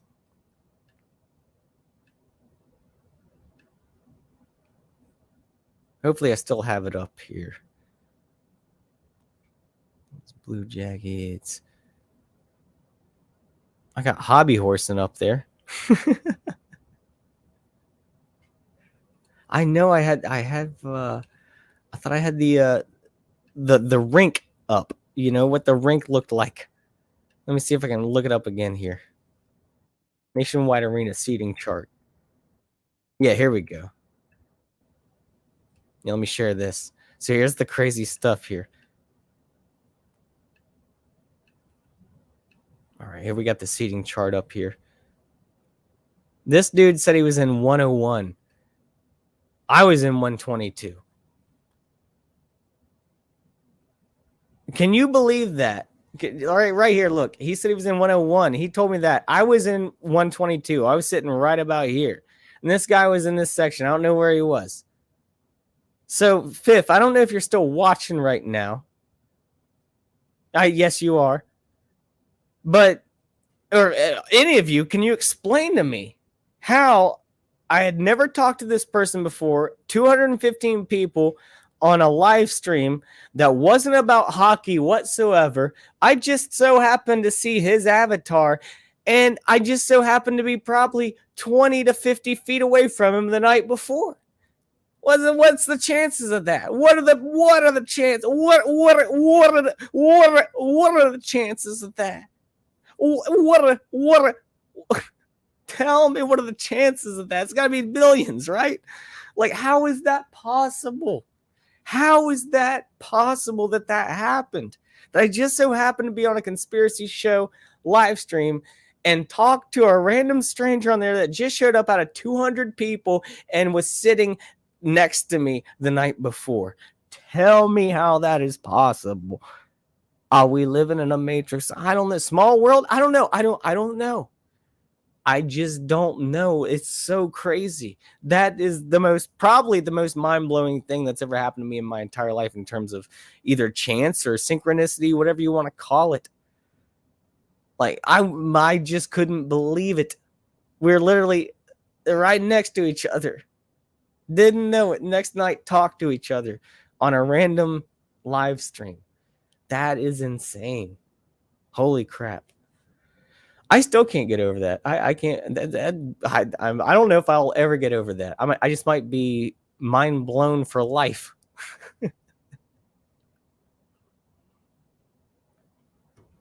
Dang. Fifth says stalker. No, not a stalker, because I'm the one who noticed. I just noticed the avatar. They weren't even talking about hockey. I initiated the conversation. No, it was definitely just complete chance. It wasn't they initiated with me. I was just in the same live stream. So that's what makes it so weird. If I had been in there with a Blue Jackets logo as well or something, it'd be different. I just got the Hoffcast logo. But I initiated the conversation. That person came in the chat, wasn't even talking about hockey. I just noticed the Blue Jackets logo and said, hello, CBJ fan. And turns out they were sitting right there. And I knew they were because, I mean, they were talking about the details of the game and whatnot. And we had quite a chat. Kind of made friends, you know. I checked out their channel, legit channel. They got a lot of videos on the channel of them at the hockey games. So, yeah, it's mind-blowing. It's just unbelievable to me. Absolutely unbelievable. Never, like, I wish I had that luck on the lottery. But I made a good friend. And he said he can get good deals on tickets. So he said get some front row tickets for a good price. I'm all about that action. Let me get to the chat here. Thank you all for being here tonight. All you bosses, appreciate you. Thank you for upvoting or liking the stream and subscribing. I appreciate you. If you haven't yet, do so. But I know you guys have, because I see the numbers. Beautiful, beautiful numbers. I appreciate y'all, bosses. Love y'all. I hope you're having a good time. I am. If you're not having a good time, then tell me to do better. Tell me to be louder or drunker or something. I'll do it. I ain't got no cocaine, so I can't do that. But I'm doing my best to entertain, and we still haven't gotten to the good stuff. We still haven't got to the good stuff yet, because I still want to get to the chat, because I love the chat, but the chat blows up too much for me to match now. Now, rap now. I've been listening to too much Tom McDonald. I think I'm a rapper now. So, Mitt says, like, philosophical, Hophilosophical. I still can't say it. Hophilosophical. There we go. Hophilosophical. I need a segment called that. Thank you all for coining that. I won't take credit for it, but I like that. I like that. And you can just hear it. It's like Peter Griffin. You know what really grinds my gears? You know, that's what I'll do. Hophilosophical. This means I wish I wasn't always saying the same names, but they really are the best. And the core of in foreign policy, Ryan Christian is an absolute Adderall energy fiend of freedom. I don't have any Adderall. I've actually never done Adderall. Not big into speed. I'm more. I need things to slow me down because I'm already too ADD. So that's you know, I don't need anything else hopping me up. That's for sure. Let me see here. This is Hophilosophical. That's a powerful pun. Yeah, we're gonna make something out of that. We're gonna have T-shirts that say Hophilosophical.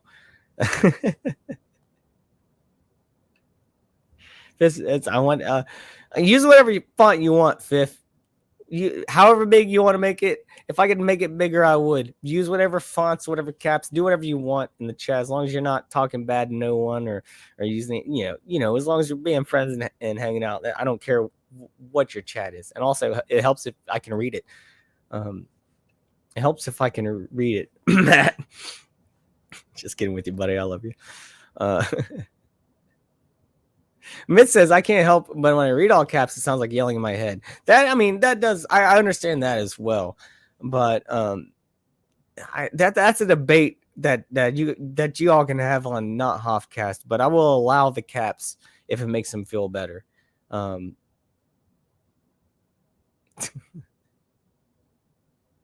He says, I get people crapping on me because they think I'm yelling all the time, but I stay the same. Yeah, well, see, we can all just agree to maybe just let things slide tonight here at Hoffcast. We're just gonna let things slide.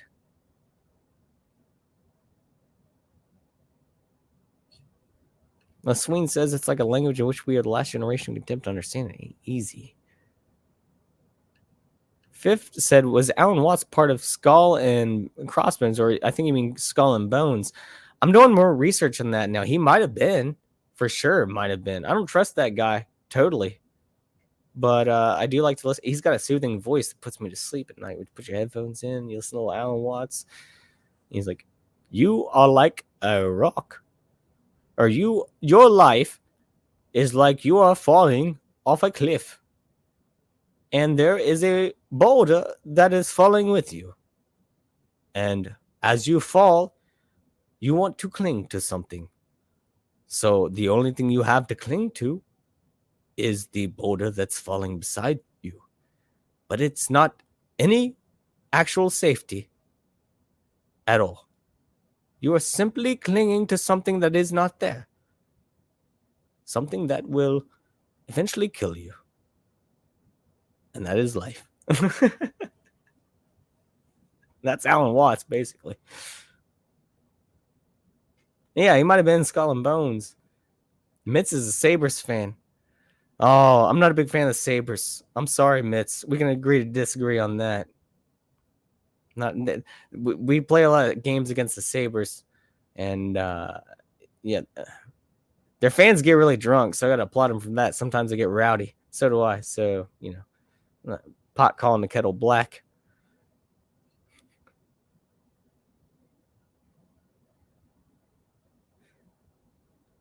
Okay, let me see here. Talking about the hockey stuff again. Fifth says, Section 101, you say, when I turned my voting ballot box, I had 101 on it. Yeah, you never know. 101, you take the 0 out, it's 11. That's like the most Illuminate confirmed number there is besides 33, but the 11 adds up to 33. That's why that's the 77s, multiply the 11s. Yeah, I don't know how it all works. I'm new to gematria or whatever in this stuff. I'm learning though. I got books, bosses. I got books out the ass. I'm reading. One page at a time. But I'm learning, and in about 2 years, I'm going to come on Hoffcast. I'm just going to blow your guys' minds with all the knowledge I've read from 2 books in 2 years. I'm trying, though. Really am. It says hockey is awesome. Yeah, it's one of the, all sports are rigged with the officiating, but it's one of the few sports I think that the random chance is just, it can be pretty random. It was not there was nothing random about the time Vladimir Putin scored 7 goals in one game, though. That was sheer skill, baby. And if you question that, well, then that's on you. Hoffcast here ain't going to question his skill. He's the greatest hockey player of all time, Vladimir Putin. Better than Wayne Gretzky. The man scored 7 goals in one game. And the goalies were like, should I block his shot? Nah, I ain't going to block Putin's shot. If I block this shot, there's another one's going to get blocked. It's going to be in the back of my head. So, yeah, if you're goalie playing against Putin, you play your best game, but you got to be careful.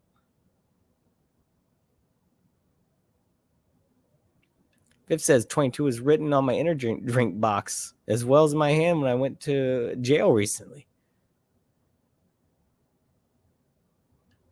Myth says it's a sign to let you know you are exactly where you're supposed to be. See, that's what I think about synchronicity and whatnot. I think everything that happens for a reason. I think the world unfolds for reasons. I've said this, I think, before on Hoffcast, where when you think you're in a bad position at one time, it turns out later, even though you can't see the forest for the trees, you can't see the light at the end of the tunnel, what you're going through, even though it's bad now, typically turns out to be a good thing later on. And you just can't see it now. And you look back on the bad times and be like, I had to go through that, but I'm glad I did, or else I wouldn't be where I am right now. Hoff here, he wouldn't be where he is right now if he hadn't went through hard times. That's for sure. He would not be here talking to you all right now. So cheers to hard times. We've all been there. All of us bosses have been there in hard times. Matt Brooks says those are some super slim chances. Yeah, no doubt. I'm talking about me sitting next to this guy where I just saw in a chat the next night randomly. So weird. Out of the billions of YouTube channels and chats, and there was only 200 people in that show. I'm not saying only 200. Once again, I love Richard Serra. I'm just saying, like, it wasn't like Salty Cracker where he's got like 12,000 people in his stream. There's like 200 people, and there's a guy who's sitting like literally 50 feet away from me the night before in this chat. That's so freaking weird.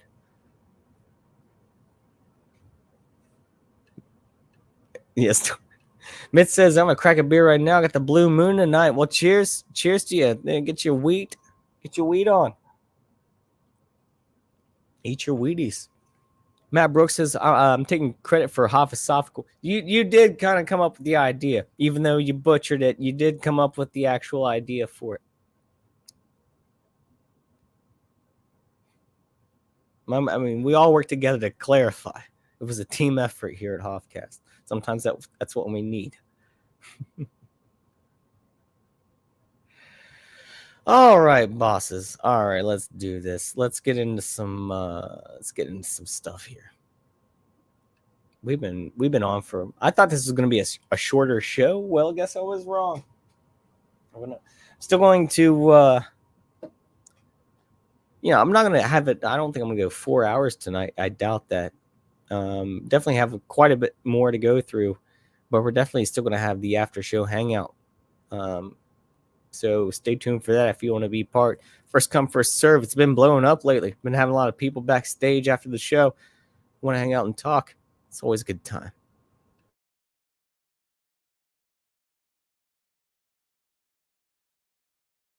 So let's see what else we got.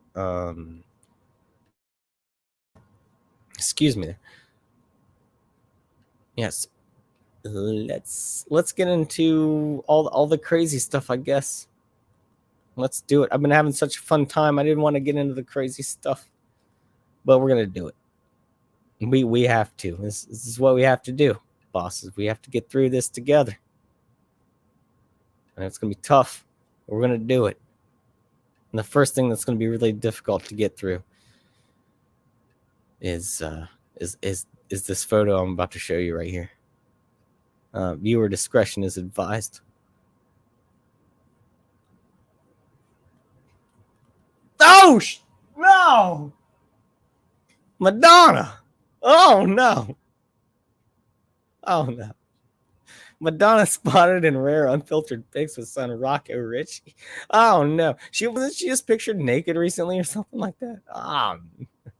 Oh, look at that face. She's got more plastic in there than a Barbie doll. Oh, no. Stop it, Madonna. Stop it. She's the lady who wanted to do things. She wanted to boom a certain bill at one time. She said in a speech. Yeah, these people are lizard person for sure. Lizard person. The mask is starting to fall off. You gotta get that. You gotta get that Botox, that plastic surgery.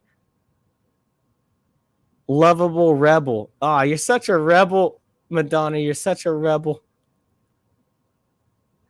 Oh, yeah, look at the Photoshop there. See, that's the Photoshop. You got the star. She got the star necklace on, illuminate confirmed. We all know she got the hat over one eye. Illuminate confirmed. One eye there.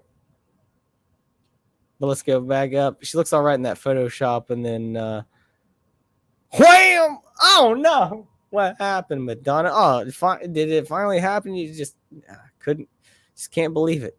Can't believe it yourself. Fuck Madonna. I wouldn't, but you know what I'm saying.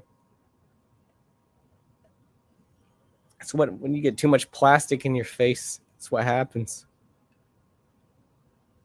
I'm gonna age I'm gonna age like a person should. I'm just gonna take it, you know. I'm gonna bald. I'm gonna go gray. I'm gonna bald. I wanna, you know, whatever happens, happens. Let it happen. I'm gonna do it gracefully. I'm gonna die gracefully. I'm not gonna take no jabs. I don't need no doctors. None of that crap. I'm just gonna go. You know, when it's my time, it's my time. It's the way it is.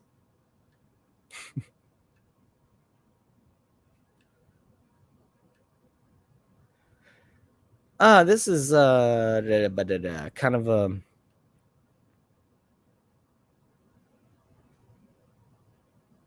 what have I read? What haven't I read? Okay. So yeah, I haven't even gotten through anything yet at all. Nothing. I've been talking for 2 hours. I haven't gotten through anything. Okay, so I don't know shit about this. Excuse my language. But I still wanted to bring this up because I thought it was interesting. Because I thought it was backwards to what I've been told about cryptocurrency. So Biden to issue, Brandon to issue executive order on cryptocurrency. Well, how can you do that? I thought it was all what they say, debased. You know, it wasn't. It's blockchains that they have no real base to them. That way, it can't be regulated or whatever. And this article, New York Post says, alleged President Brandon is expected to sign an executive order on cryptocurrency this week that will mark the first step toward regulating how digital currency is traded. Well, how? I thought that was the whole point of it, that it can't be tracked or regulated. It was the way it is. And now we're seeing this happening. And I'm not pro or con crypto. I've dabbled in it before. I don't completely trust it. I'll say that, but I don't know enough about it to make one case or another.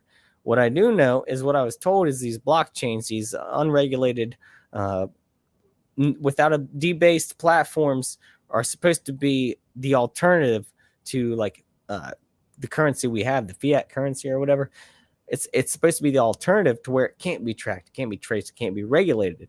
And now we're seeing good old Brandon in here. I don't know if he's wrong or not, because I don't know enough about it, but they still want to regulate it regardless. It says he wants to regulate how digital currency is traded. The move comes as administration officials have raised concerns in recent weeks about Russia's use of crypto. There we go. Russia. There we go. Use of cryptocurrency to evade the impact of crushing sanctions in response to its invasion of Ukraine. And I don't have an article up, but as you probably heard in the news, I guess the U.S. is like, we're not taking gas or oil from Russia anymore. What does this help? What are we doing here? It's all boiling pot or propaganda, one or the other. Not sure. It's up to you to decide. To me, it's a boiling pot and propaganda that is trying to manifest something that they want to happen. You know, it's like a script almost. They already know what they want to happen. They're trying to coerce everyone else into believing the story. That's what I believe. It says the move comes as administration officials. We already read that. Let's see. 2 people familiar with the process said the executive order on cryptocurrency was expected to be issued this week, and it had been in the works long before the war. Told you so. Both people spoke on condition of anonymity to preview the order. The order. Nice. The order. The order is expected to describe what government agencies, including the Treasury Department, need to do to develop policies and regulations on digital currencies. It is expected to include a request for the State Department to ensure that American cryptocurrency laws are aligned with those of U.S. allies, and will ask the Financial Stability Oversight Council, which monitors the stability of the U.S. financial system, to study illicit finance concerns. I thought this goes against the whole point of the crypto, though. Like, if you can regulate it, then I thought it goes against the point of it. And once again, I might be wrong about this. We need to get your chocolate ice cream, you bitch. But what I thought was like, it was the whole point of it was the privacy behind it. It couldn't be regulated. And I might be wrong. I'm probably wrong on this, but that's what I thought it was, you know. So additionally, the order will explore the possibility of a new central bank digital currency. There you go. The order will explore the possibility of a new central bank digital currency. This is going to be the same thing all over again. It's all pointless. If I'm reading this correctly, if I get what they're saying right now, and if I get what the whole point of this was to begin with, then I get that they're trying to do the same thing with as they do with everything. Control it. I'll make it a different kind of analogy here. I'm sure it's not the same thing. I'm sure it's not really comparable the same way. Hopefully you get what I'm saying. If you're older like me, you probably were on YouTube when it first came out and you're like, oh, like anyone can just put anything on there and do whatever they want. And yeah, that was cool. And that changed. Same thing happened with Reddit. Reddit, when I started, I became a Reddit member probably like 10 years ago, maybe longer. And like Reddit was cool. Now it's owned. It's totally owned. It's all bots. It's not even real people on there anymore. And then you got YouTube censoring people all the time for things that they're saying that they don't know anything about more than we do. And it's insane that we're seeing this happen. Because they want everything that the people own, they want to own and control themselves. That's what's going on. So anytime you have something that you think's the Wild West, Hollywood comes in and buys it out. See what I'm saying? It gives you, I mean, dang, it's like you want to have hope for things sometimes. I wanted to have hope for crypto. I didn't want to like completely invest in it or whatever, because I was worried about this sort of thing would happen, but it's happening. They're going to want to regulate it. Don't know how, because I thought it was supposed to be decentralized. But if they'll find a way, probably they'll buy people out. There's got to be a way. It's all recorded digitally. There's got to be a way to do it. I mean, there's no way they can't not do it. You know what I mean? We're talking about the Federal Treasury Department. Well, they got the money. The Federal Reserve issued a paper on the topic in January that explores the risks and benefits of U.S.-backed digital currency. Well, it's got to be like, how else is it going to be backed? What are you going to like throw gold at your phone? and I mean, American currency is just digital currency at this point anyway. Like the dollar bill, yeah, you can spend it, but at this point, it doesn't mean anything. There's no real standard behind it to back it up. And you really just put it into a bank and use a debit card anyway to pay for anything, whether you go to the store or online or whatever. So it's all digital, and you can still buy things from other countries using the same currency in America. So it doesn't mean anything anyway. It's all abstract thinking at this point. And they want to control that because it got away from them, I think. This whole internet thing, I think it got away from them. It says, while U.S. officials have played down the significance of cryptocurrency to Russia's ability to evade sanctions and remains concerned. I'm not trying to speak propaganda here or anything like that. I just wanted to know why they wanted to regulate it, and now I know why. The same lies as they always do. Same lies as always.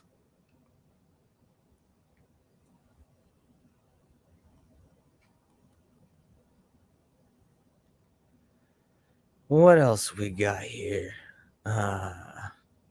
Cheers to you bosses tonight.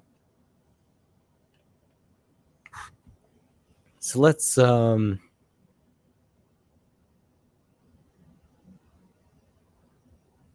a fun one after that, Why not? I haven't even read this, so it should be fun to read this one live. Hey, here we go. It's Babylon Bee satire. So this one is 8 fun uses. And we got to thank Vladimir Putin for ending the Corv, for sure. 8 fun uses for your masks now that mandates are lifted. It's like David Letterman's top 10. Let's do it. Masks were always useless. Well, I don't know if I can read that. Even though the CDC or whatever said that. So 8 fun uses for the masks. Now that you don't need them. Toilet paper. Number 1, toilet paper. Wipe your ass with it. That's probably a good idea. If you have a box full of masks, just go ahead and use them. Toilet paper. Might be a little bit gritty though. I don't know. Might give you a little burn. It says might as well stockpile now. It's only a matter of time before the bombs start dropping and people run straight for the toilet paper. So yeah, you can use, or you can just wait out for that whenever the toilet paper is gone again. Number 2, wardrobe for a stage production.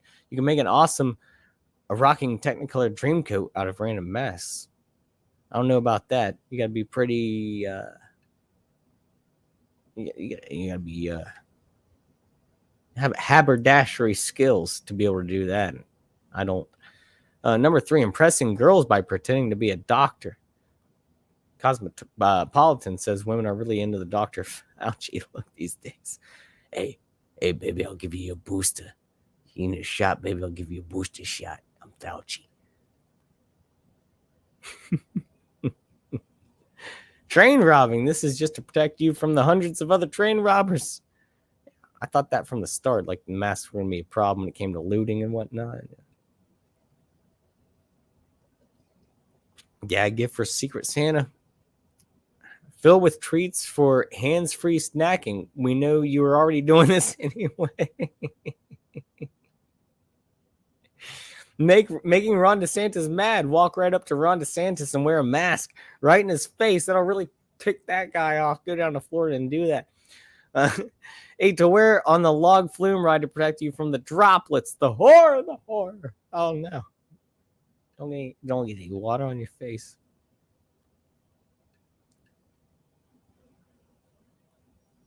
All right, let me see. This one is something I'm going to connect into kind of like last week's show a little bit. Kind of back up what I said. I'm not going to go too far into this. So I'm talking about all the actors that are going on in Ukraine, how their president is an actor who made his own show for 5 years, who was a teacher, who literally wrote the script out for him to become president due to viral media. And then apparently this guy has censored a bunch of people in Ukraine as well after he somehow, through the media, became president rather than through any kind of experience. And he was an actor and a comedian, if you want to call it that.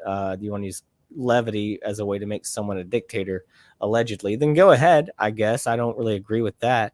But what I was saying last week is the people running Ukraine aren't the best people either in the world. So, like, I don't know if we should take a side one way or another. And that the fact that the president is an actor. So I saw this article and I thought it kind of linked into it. A little follow-up. This New York Post, Ukrainian actor who played soldier. You see that? Ukrainian actor who played a soldier takes up arms versus Russians. Does that sound familiar to what I just said just a second ago at all? Does it sound just maybe a little bit familiar? Because that's what they're doing. It's like their new game plan. It's like, oh, they used to be an actor. Now they're a real competent, experienced person. No, it's not the way it works.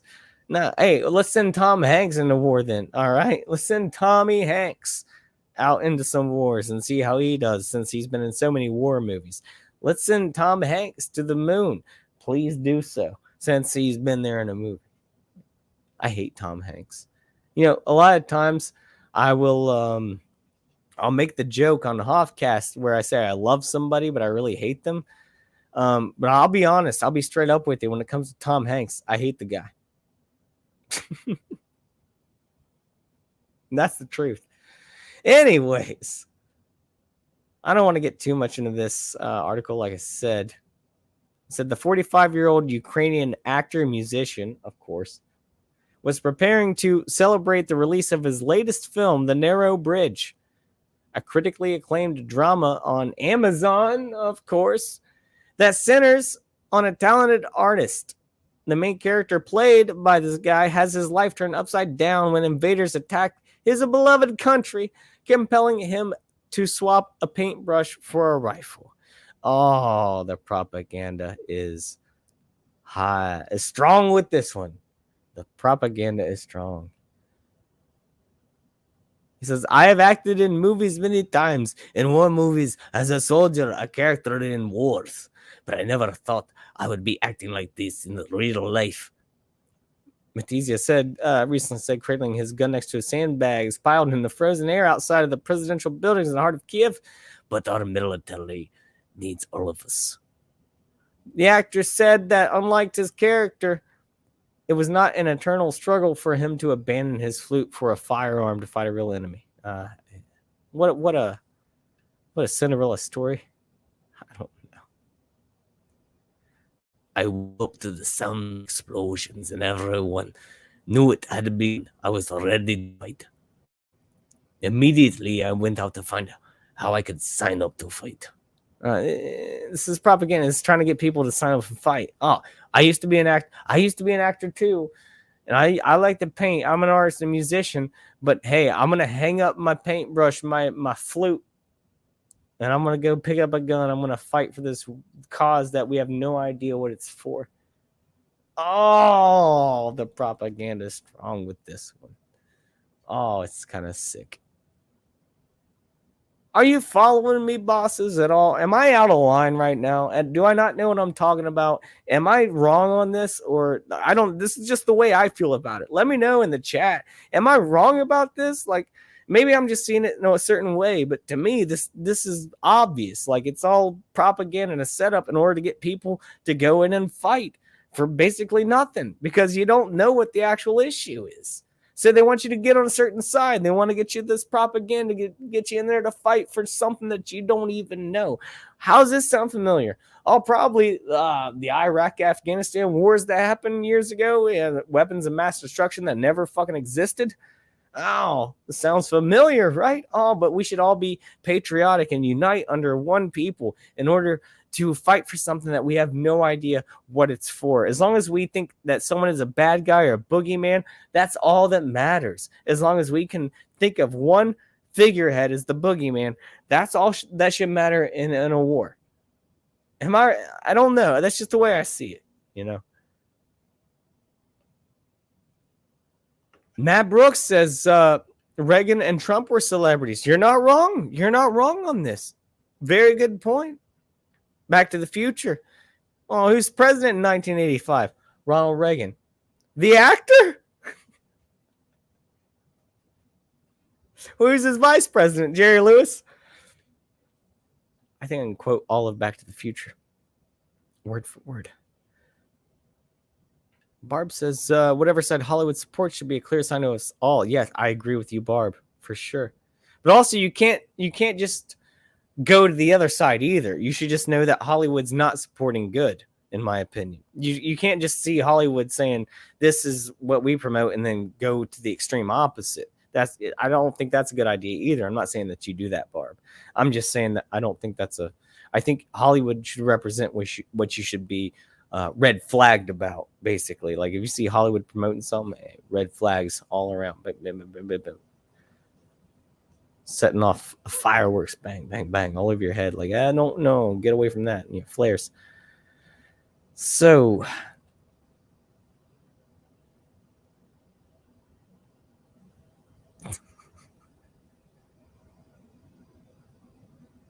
Smokey Bear says politicians are all actors playing a role. Yes, basically, yeah. They're puppets, in my opinion. We don't even maybe know the names of a lot of the people pulling the strings behind these puppets. They're figureheads. Some people would think that the elections don't even matter, that the elections are just there to give the illusion of choice for a democracy of something that's not actually a democracy. Now, I don't know enough one way or another about that, but I find that an interesting concept, to be honest with you, when you see someone like Donald Trump being installed, or this Zelensky guy in Ukraine being installed, or Joe Biden getting 82 million votes being installed. I think it's, I don't know. I have a lot of questions about that. I have more questions about those things than I see any legitimate proof that or proof that it's legitimate by any means, in my opinion. Like, to me, there's no legitimacy to any of these elections or why these things happen besides people have money and somehow they happen. You know what I mean? Like, I know that sounds dumb. That's the way I kind of see it in some aspects. Like, maybe they're part of the, George Carlin said it. Can't say it better. It's a big club and you're not in it. So, and they're all part of the same club. What I will say about Trump, which I'm not trying to be pro him or whatever, because I'm not really anymore these days. I will say that they seem to not like a lot of the things that he was doing. And maybe he was there as controlled opposition. Who knows? You know, he might just been there to make the division happen even bigger between the country. That way everyone's not on one side.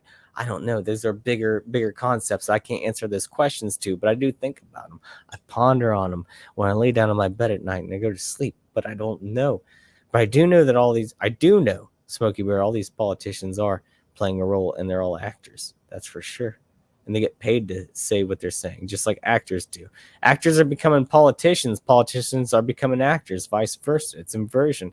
They're all might as well all be the same thing at this point. You know, it's kind of crazy, right?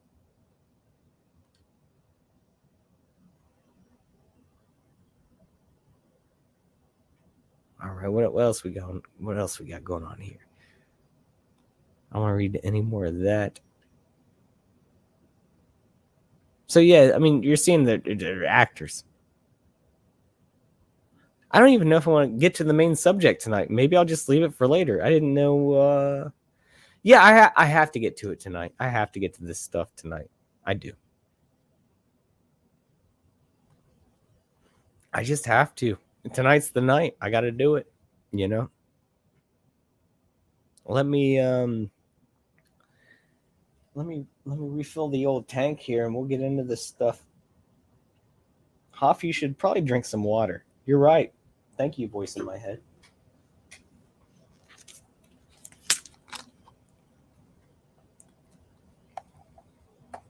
All right.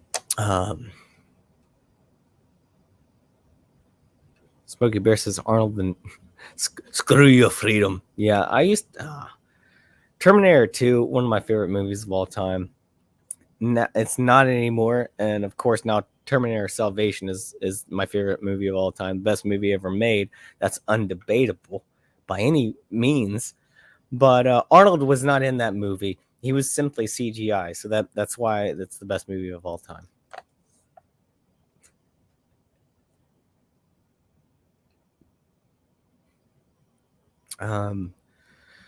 Okay, so let's get into this for a little bit. I might be going till midnight. Crap. I hope not. Maybe we can wrap this up by 11:30 and get to the after show hangout. I think that's what we're going to try to do. I'm going to read through some of this, and I'm going to try to tie some things together for y'all, because it's all some things that I've been looking over lately, and I think it's something we got to be aware of for the future. So,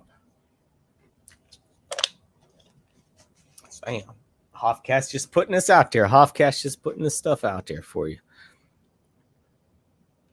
So let's do this. All right. I'm just gonna feed you a bunch of information here for a little bit, okay? That's what I'm gonna do.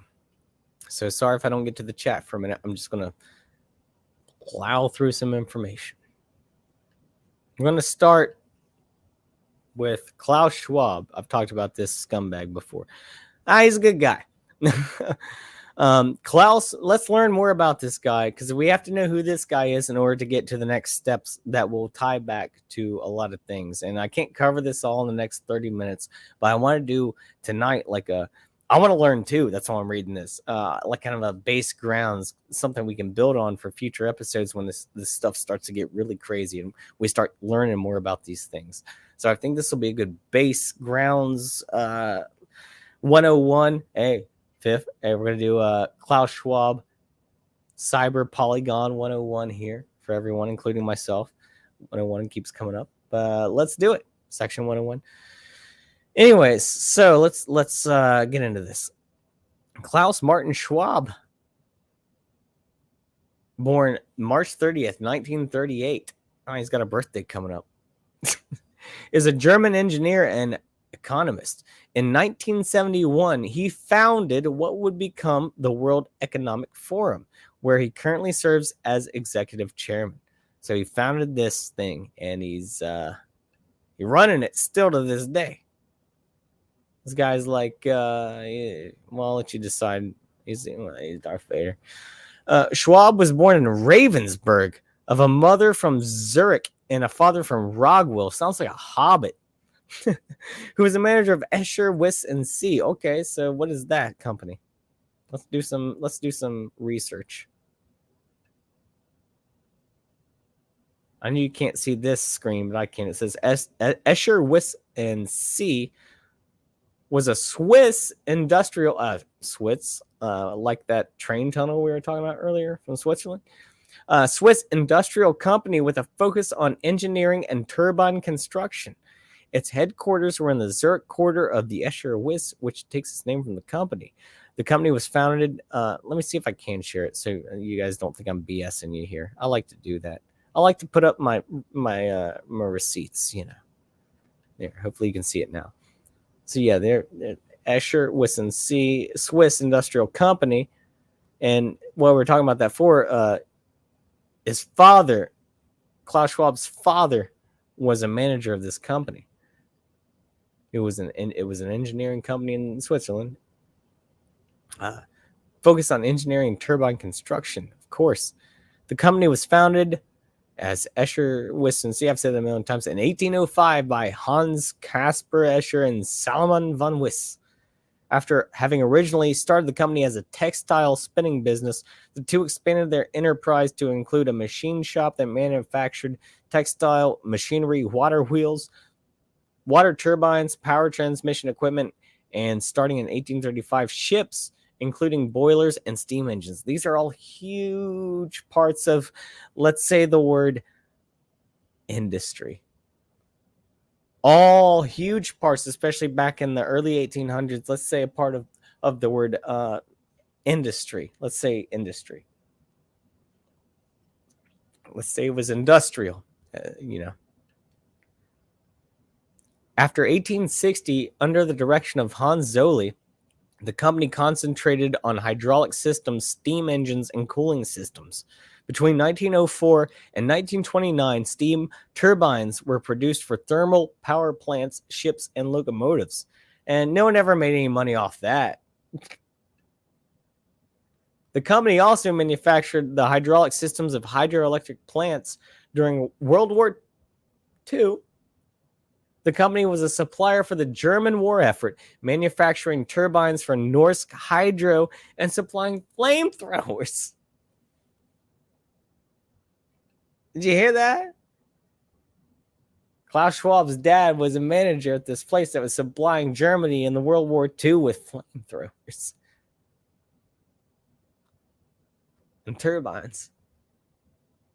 The company remained in existence until it was taken over in 1969 by Sulzer AG, now inside of the group, whatever. So we got a little bit of that. Let's get back to Klaus here. So we're learning a little bit where his dad's from, where he gets his money. He said his family was monitored by the Gestapo. So am I wrong about this? Maybe he wasn't manufacturing for... Am I reading this wrong? So his family is monitored by the Gestapo, which also interrogated his mother. Oh, maybe they framed him. Like, you got to work for us now. The family then repatriated to Switzerland. He is a citizen of Germany, although he has 3 Swiss grandparents and 2 Swiss brothers. Now I just want some cheese. Dang it. Schwab was a professor of business policy at the University of Geneva from 1972 to 2003. The Geneva Code, Geneva Convention, you know. Since 1979, he has published a lot of... He's read a lot of books, that's for sure. So...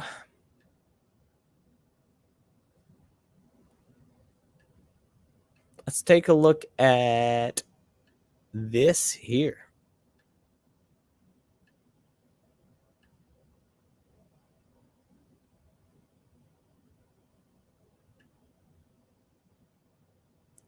the fourth industrial revolution is something that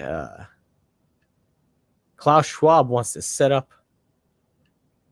And if we go to the World Economic Forum website, which he is the, he's the owner of and the founder of the World Economic Forum, it's got the Great Reset here. It says there's an urgent need for global stakeholders to cooperate and simultaneously managing the direct consequences of the core of crisis.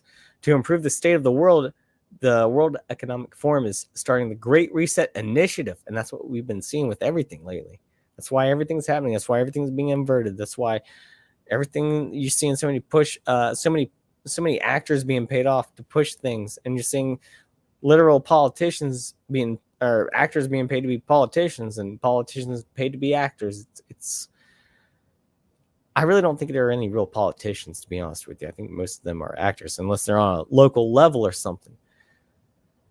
But so you see that the World Economic Forum is the ones who are setting up the Great Reset and Build Back Better, that whole agenda and whatnot. And then we go to this here. We go back to their website and we see who do they support? Who do they support? Well, I guess you could guess. Ukraine.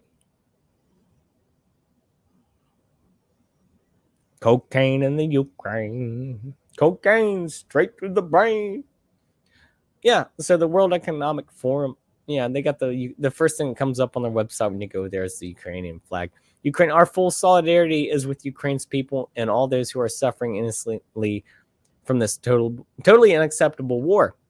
So when you connect Klaus Schwab to all the things we were just talking about, and you haven't even heard the tip of the iceberg at all. We can't even go into it. I need to do like a 3-hour video documentary series on the guy or something. Guy's not good, but he pushes the propaganda for what he wants because he owns so much, because he's born in a rich family. He's got all the money. He created the World Economic Forum, which, like Leonardo DiCaprio attends, and so does alleged President Joe Brandon. They all go to this thing. I don't know if I have any of that footage up. We go to this here. So let's take a look at, first of all, we're going to backtrack just a minute. And we're going to look at how these big underground, well, not underground so much anymore, unless you look into it. I guess they're underground to the normie, or whatever you want to call them. These meetings and these agendas and these groups that they have, you can go back and, the first thing we have to look at, really, I've done videos on this, they're on BitChute, but we have to bring up Event 201.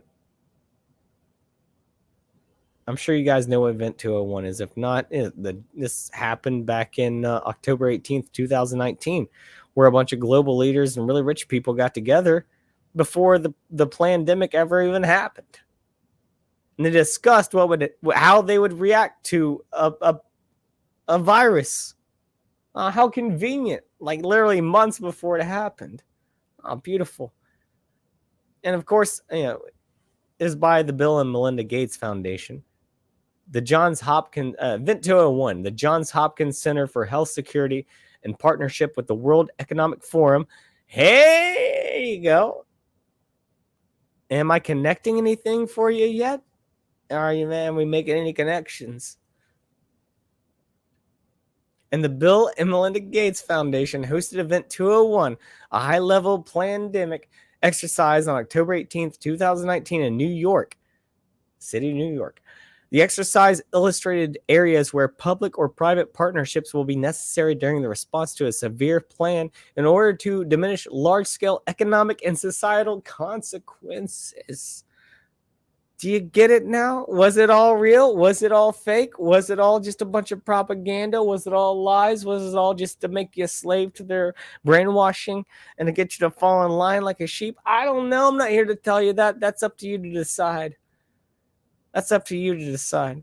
In recent years, the world, it says here, Event 201, in recent years, the world has seen a growing number of epidemic. No, not really. So basically, I said what I had to say, and you see a bunch of these rich people sitting around acting like they're talking. They're really just being told what they need to do to plan this out globally in order to control everyone and to make this lie happen. Allegedly. Hoff's dropping some truth on you right now. Sorry to say that, but I am. So we get now we're going to move this on. Now that you know that the World Economic Forum was involved in Event 201 with the Bill and Melinda Gates Foundation to plan out what we saw over the past couple of years that just happened to fade out now. And now that the World Economic Forum website is promoting Ukraine and this war there, and they're doing all that, and they've given us this hint. They've given us this hint here. I'm going to show you what it is. It's a little bit of a hint to the future. And we gotta prepare for this stuff, all right? We have to prepare because it's coming. I'm talking about Cyber Polygon.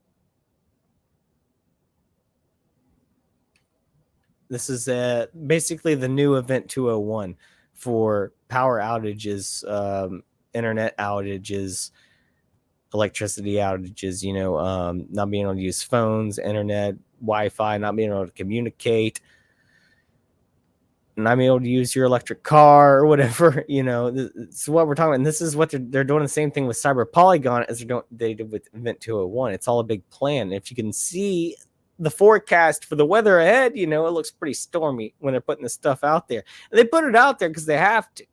They're like, well, we'll tell you what's going to happen. It's on you to react to it. But if you think it's not coming, you get blindsided. That's on you.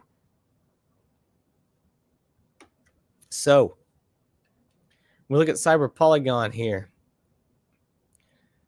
July, the next gathering of these demons is July 8th, 2022. The International Capacity Building Initiative aimed at raising global cyber resilience. Of course, they're going to say they always say they're fighting and protest over something. About Cyber Polygon. Cyber Polygon is an annual online event where organizations get to assess their level of resilience to cyber attacks, as well as exchange best practices with the global community. The initiative is supported by Interpol, that's nice, and the World Economic Forum Center for Cybersecurity. Are we tying this around? I think we're tying this in. I think it makes sense, right? It's all the same thing. Everything that's been affecting us is the same people. All the lies we're being fed come from the same freaking thing. And maybe there's someone above this Santa Klaus Schwab guy. We don't know his name, maybe. But we got one guy we can target, that's for sure. Because we know where it's all coming from. It's all tied in. And we're going to see the cyber attack happen soon. That's for sure. They're going to blame it on Russia. They already are. It's already in the works. It's already happening. They're already doing it. We haven't felt the effects yet, but we're going to see the effects soon. Trust me. Am I tying this together for you? Concept 2022. The key to staying competitive is the ability to remain agile in the face of digital changes. This is why organizations are moving their IT systems to the cloud en masse. But with all the comfort afforded by the cloud services, they also have a blurring effect on the company perimeter and thereby multiply cybersecurity risks. So they're going to attack the cloud. So how can organizations ensure digital resilience in the cloud age? Well, they're going to tell you how. They're going to make you give up all your information to them and going to say you're safe. So definitely go to cyberpolygon.com and listen to all these rich people that you see here with their little headsets on and they talk through and they're clapping for each other. Yeah, listen to these people. They're real good. Let's see what this is. Let's see Cyber Polygon 2021 highlights. I'm curious. I want to mute it. Oh, there he is. There he is, all turtle himself. Turtle.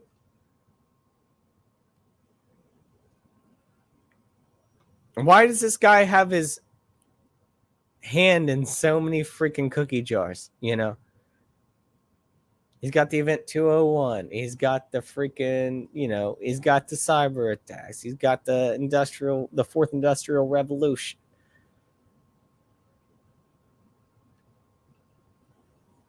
Steve Wozniak, that guy, can't trust that guy. Can't trust anyone on the ISS. But also Polygon, it's got the hexagon, I think that's funny. 6 sides. I don't know. I just think that's funny. I'm going to watch the rest of that video. So, I have a couple more articles on that.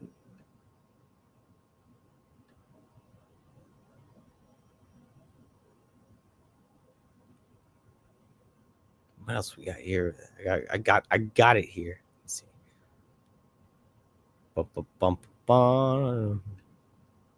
Here we go.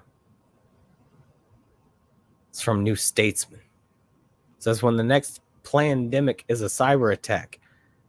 At a roundtable event, politicians and industry experts discussed the prospect of a global cyber attack.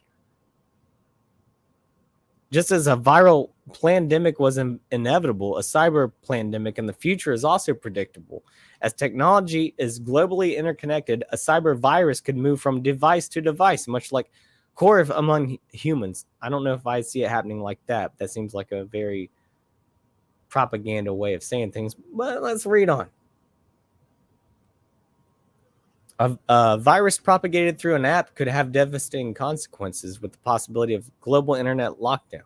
I will say, this Hoff speaking here, it would be easy to do since most of these phones are owned by all the same companies now, especially Apple. It would be very easy to do something like that with them.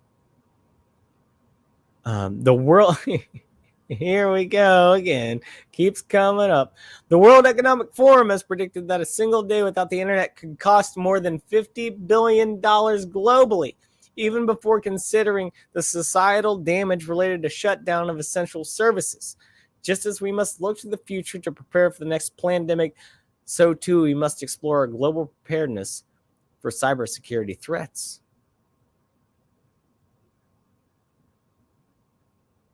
So, yeah, when it comes to preparedness, I guess, this is what they're talking about here, but it's coming. It's coming, bosses. It's coming. Take a look at the Fourth Industrial Revolution. I need to get I hate to buy the book, but I want to read it by Klaus Schwab. The Fourth Industrial Revolution, what it means now. And I said industrial earlier because his father was a manager of a very industrial place that sold things to the Germans during World War II. What it means now and how to respond. We stand on the brink of a technological revolution that will fundamentally alter the way we live, work, and relate to one another. In its scale, scope, and complexity, the transformation will be unlike anything humankind has experienced before. They're trying to make us transhuman. Cyborgs.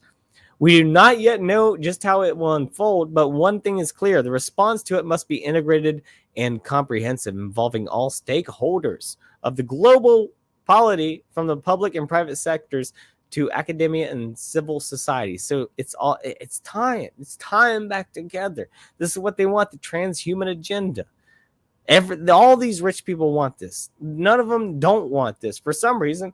I mean, I'm not rich, but I don't want it. Maybe I don't know what the difference is. Maybe because if you're rich and you can control people with this stuff, maybe that's it. You get richer and you can kind of maybe think if you get enough baby blood, you might be able to live forever. I don't know. But anyways, let's read on. The first industrial revolution used water and steam power to mechanize production. The second used electrical power to create mass production. The third used electronics and information technology to automate production. Now, a fourth industrial revolution is building on the third, the digital revolution that has been occurring since the middle of the last century. It is characterized by a fusion of technology that is blurring the lines between the physical, digital, and biological spheres. Whoa. Yeah, that's what's going on. They want to own it all because if they can own it all and control us all and make us fear and hate and divide, that's what they're going to do with it. They're going to use it to their control now. It's not the Wild West anymore. The internet used to be kind of a place where everyone was just their own person. Now, it's It's basically you have to abide and you have to kneel to us, or else we're going to take your platform, your voice away. You don't have a voice anymore on the internet unless you play by our rules. There are three reasons why today's transformations represent not merely a prolongation of the third industrial revolution, but rather the arrival of a fourth and a distinct one: velocity, scope, and systems impact. The speed of current breakthroughs has no historical precedent when compared with previous industrial revolutions. The fourth is evolving at an exponential rather than a linear pace. Moreover, it is disrupting almost every industry in every country, and the breadth and depth of these changes herald the transformation of entire systems of production, management, and government. Because eventually, and this is Hoff speaking here, everything's going to be controlled by robots. They're trying to wean out the workers, the lesser man, have the robots do their bidding and depopulate the planet to where they don't need us scumbags, us lower bottom feeders on the earth anymore. That's just my opinion. They want to do away with people like us. And I might actually show a video on a little bit of that here in just a little bit. We'll see. Anyways, the article says the possibilities of billions of people connected by mobile devices with unprecedented processing power, storage capacity, and access to knowledge are unlimited. Now it's limited, though. You got to admit. These possibilities will be multiplied by emerging technology breakthroughs in fields such as artificial intelligence, robotics, the Internet of Things, I don't know what that is, autonomous vehicles, 3D printing, nanotechnology, biotechnology, material science, energy, and quantum computing. Now, to people who are nerds out there, this might, everything I just said might have just given you an orgasm. But to me, that scares the freaking hell out of me, everything that I just read. When it came from nanotechnology to robotics to AI to quantum computing, that stuff scares the hell out of me. It really does. So I don't like advancing humans with robotics and computers. I don't think we should advance humans that way. I think humans can advance in a different way, much easier than digitally. I think, in my opinion, spiritually. It's on everyone to do what they think is right, but I think spiritually is the way to advance yourself as a human, and not through false human things that you think that will enhance your life. You think having these things in your life will enhance your life. It doesn't. It doesn't at all. It's more of a hindrance to you as a spirit and a soul, and as a human being, just trying to experience life without any kind of white noise interference or any of this kind of crap trying to come down on you, in my opinion. Back to the article.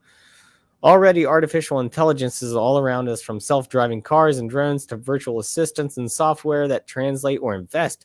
Impressive progress has been made in AI in recent years, driven by exponential increases in computing power and by the availability of vast amounts of data from software, of course, because everyone gives up all their data, used to discover new drugs to algorithms. Algorithms, hit the like button and subscribe if you haven't already to Hoffcast.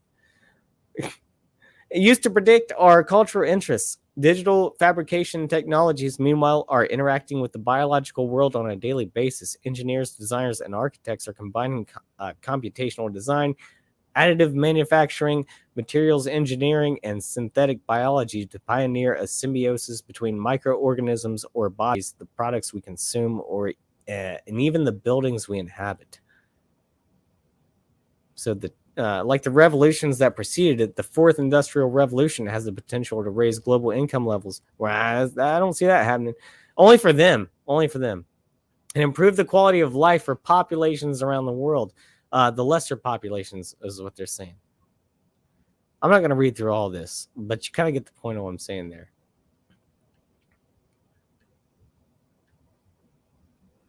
Let me show this one here. So this one is... This is an article I came about. Checkpoint.com. Protecting against a rapidly spreading cyber plandemic. With the core of outbreak, cyber criminals have seized this global crisis to launch treacherous cyber exploits. It's all a big landmine field, right? The new normal landscape has generated a surge of sophisticated Gen V cyber attacks, including targeted ransomware. Oh no, the cyber Plandemic is here. Oh no. Run for your lives. Now's the time to pull out all the stops and take action to protect your organization. So trust this company. Give them money to keep you safe from Klaus Schwab's cyber Plandemic that's coming from the fourth industrial revolution that's going to take over everything and shut down everything so they can control you, allegedly. But you can go to checkpoint.com and trust that website and give them your money so you'll be safe during the Plandemic, cyber Plandemic, that's for sure. You can do it. Once again, we see this article is saying kind of what that other one was saying there a few minutes ago. This one's from sociable.co. Cyber Plandemic preppers, Cyber Polygon 2022. I think you should prep, by the way, for this. I think I have one more article kind of on that. To focus on digital resilience in the cloud age, all solutions in the unelected globalist playbook. That's right. None of these people, we didn't elect any of these people. We didn't elect Klaus Schwab. We didn't elect Bill Gates. We didn't elect Anthony Fauci. We didn't elect any of these people to say any of these fucking things. To any of us. Mark Zuckerberg, no one elected that guy. Now, someone might say, oh, he worked his way to the top. No, he didn't. He stepped on a lot of heads to get his way to the top and lied. And he's not even, just like Bill Gates. What does Bill Gates know about medicine or being a doctor? He pushes software. And by the way, the Windows logo is a swastika, by the way, if you look at it. Anyways. All solutions in the unelected globalist playbook require public-private partnerships, a closer merger of corporation and state perspective. And it's like going back to like the cryptocurrency stuff. I thought that was supposed to be like unregulated and decentralized. That's the word I was looking for earlier. I kept saying debased. I was trying to say decentralized. Dang, wish I would have thought about that about an hour ago. Anyways, here we go again. The World Economic Forum, Interpol, and Bizone are teaming up again on July 8th for Cyber Polygon 2022 under the theme Digital Resilience in the Cloud Age. Oh, that's a party I want to go to. It's got probably one of those eyes wide shut parties in the back room, you know. Klaus Schwab goes out there and he takes his robe off and he's just like, ladies, come suck me off. Sorry, that was crude. Anyways, security risks are growing with cyber criminals actively exploiting vulnerabilities in new cloud environments. So it's all about the cloud now. Like all of your information is now, everything that you've uploaded to your phone that goes into the cloud is now going to be accessed by Klaus Schwab and his team of hackers that they're going to blame on Russia whenever all your shit gets hacked and all your nudes and your dick pics go out online. It's happened a few times, but not through this, but it's happened like with Sony and a lot of things. Like this has happened before. Scarlett Johansson, she got her nude pics leaked. You know, we're all at risk. Not bad, by the way. Anyways, so ever prepping for a cyber plandemic that would wreak havoc over all of society, because we're all so ingrained in this social media digital age where like we have to have our phones on us all the time. It's already like we're cyborgs. That's kind of crazy, you know. So I know this will affect all of society because we're all involved in it. They've got us all. Like who doesn't have a dang smartphone in this day and age? That's weird, right? Like I remember having them. I had a freaking Motorola Razr flip phone back in the day, back in what, like 2003 or something, 2004. And I had one of those flip phones.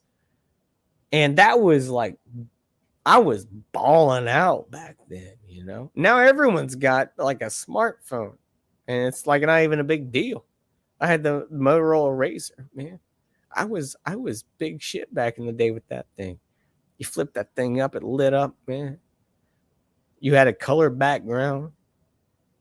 And you snap that thing back in, put it in your pocket. I miss those days. I go back to the Nokia. Hello. I'm on the telephone. I'm gonna run people off. I'll shut up. Anyways, let's get back to this. All right. Anyways, it's gonna affect cloud services such as finance, retail, healthcare. Let's go back through these. Finance, of course, retail, of course, healthcare, of course, transportation, of course, commodities, of course, public organizations, of course, and more. Oh, I like that. I like the last one. It's just and more. Just throw whatever you want in there. Anything you want. It says, what if a company's operations are suspended over a cyber attack? It says, well, leaked sensitive data, disruptions in supplies, huge financial losses, reputational damage, or a total collapse. These have been the results of attacks in recent years. So that's what you have to look look forward to. Is that right there? The thing I just highlighted. That's what's going to happen. They're telling you before it happens. This is what they do. This is what I'm trying to tell you this whole time. This is what they do. Therefore, a stable long-term development of any organization is directly dependent on the sustainability of its processes and resilience to cybersecurity incidents. So what this is saying, and this phrase I'm going to highlight and zoom in on here, is that if you don't want to be victim of one of these attacks, then you need to basically give up your rights to us, and we will protect you from these. Just like we've been doing with so much else. If not, we got enough money, we can just take all that away from you, and you won't have a voice to begin with. So you either play ball, or we'll shut you the F up. That's the way it is. It says leaked sensitive data, disruptions in supplies. Yeah. Cyber Polygon 2022 format will remain the same it has been in previous installments, with Klaus Schwab taking his robe off and getting his small dick sucked by 6 hoes. Did I say that out loud? Allegedly. Anyways, it says the Cyber Polygon 2022 format will remain the same as it has in previous installments, with 2 overlapping tracks, a cybersecurity training exercise conducted in real time, and commentary, interviews, and panel discussions with industry experts. And they forgot the third bullet point, and more, which is the Klaus Schwab stuff that I think I said out loud there a second ago.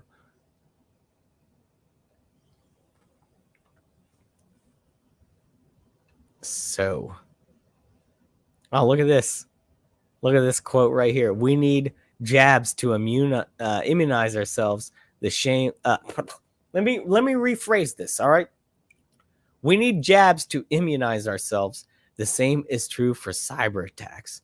Via Klaus Martin Schwab. Cyber Polygon 2021.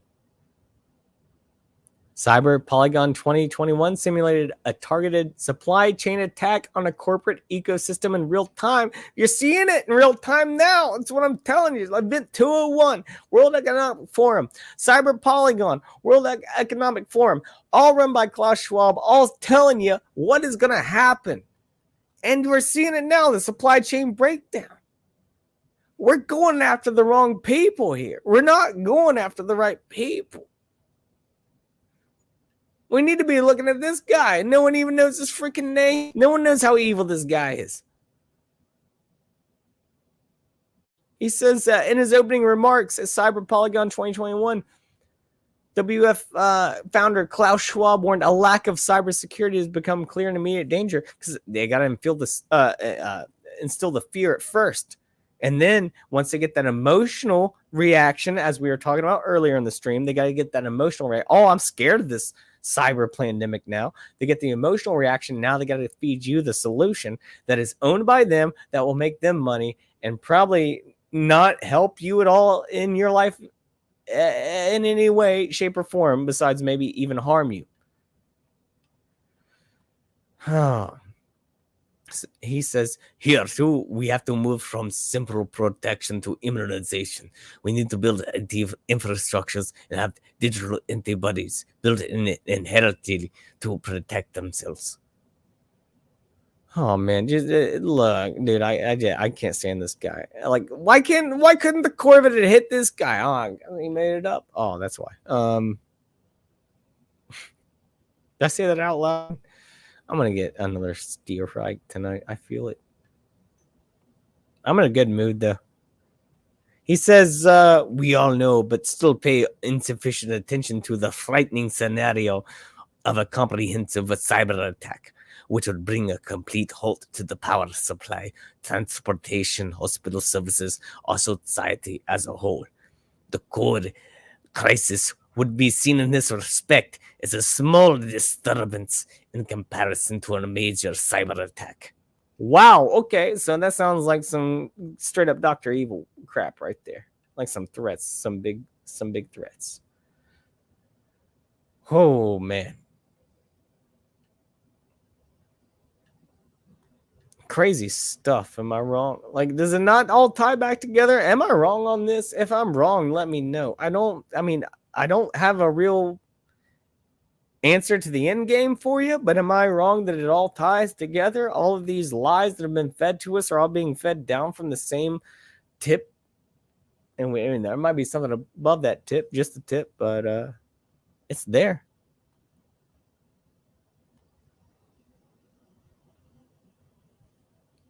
A couple more quick articles and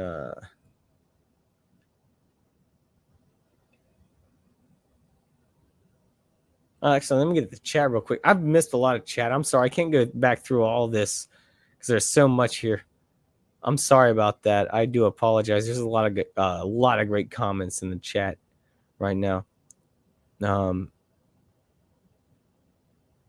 Smokey Bear says Klaus the vampire Schwab. Yeah, it's no wonder he's still alive. You know, like Bob Saget, he goes. Norm Macdonald, he goes. But this guy's still out there.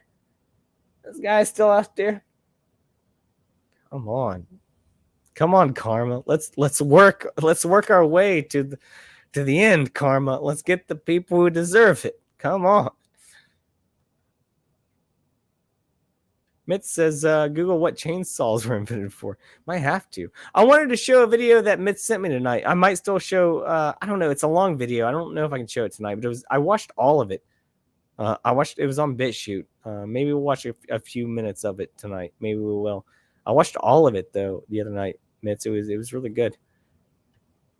Fifth says, didn't Elon Musk mention he could buy a flamethrower? No, he sells flamethrowers. Elon Musk has his own flamethrowers that he sells to people. A lot of people bought them. I think, who's that guy who's like, congratulations, you played yourself. I can't remember, that really annoying guy. I can't remember his name. DJ Khaled. He has a flamethrower, I think, or one of those guys.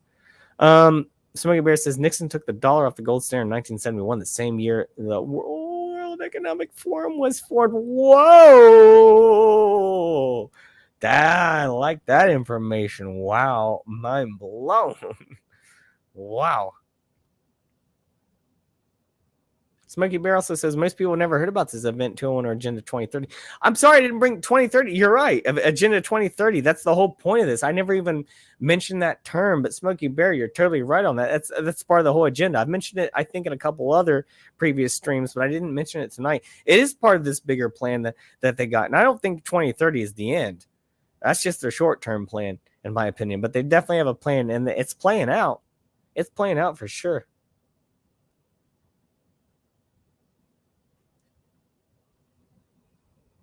Let's see what else we got here. Fifth says, I started my protest over brain chip or whatever is done. 2018, no help in 2019. Well, we just got to keep going, man. We just got to keep going. We got to keep fighting a good fight. Whatever your fight is, keep fighting that fight, all right? Whatever it is, whatever you believe in, whatever your truth is, whatever you feel is good, whatever you think that you need to speak up about, whatever you think that your purpose is, keep doing what you got to do. I'm talking to all bosses here right now. Cheers to y'all.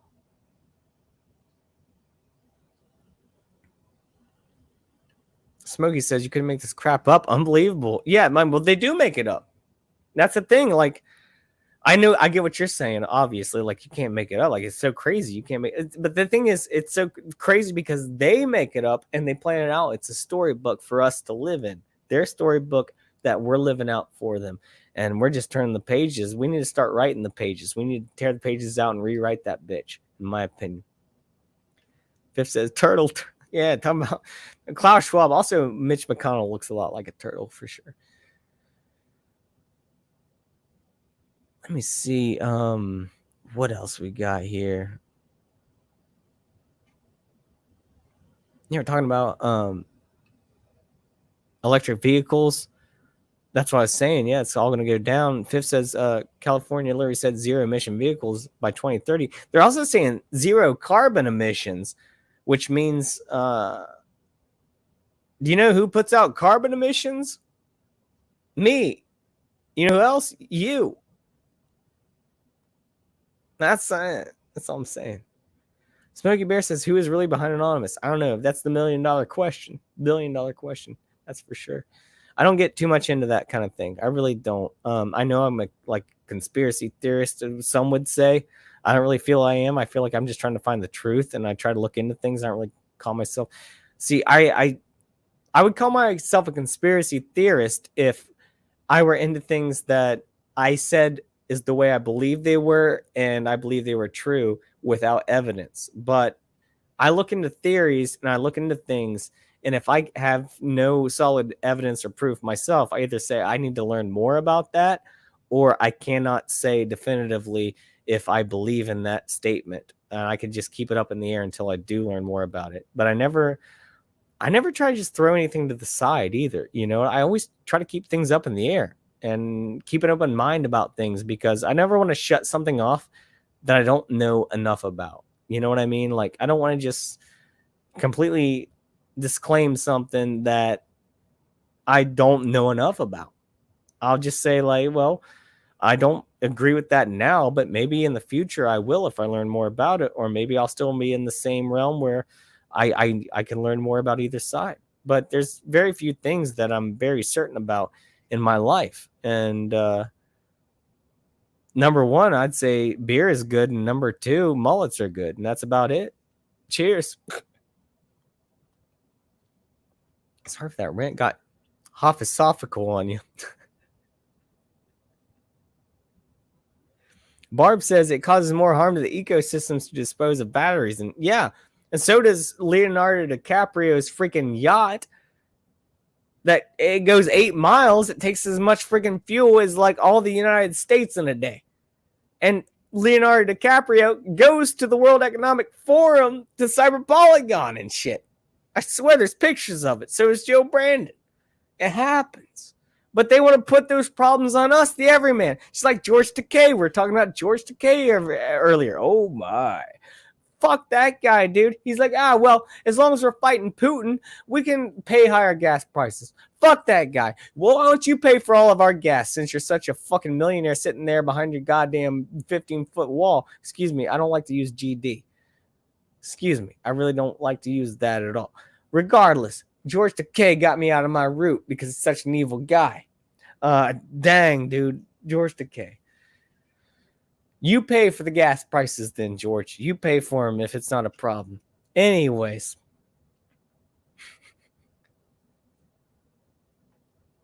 It's all pushing us to a certain...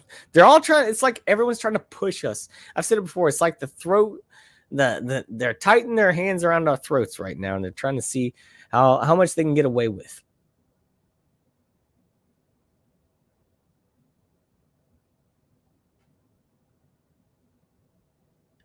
What's up, Shane? I don't know if you're still here or not, man. I'm glad you could join in for at least a little bit.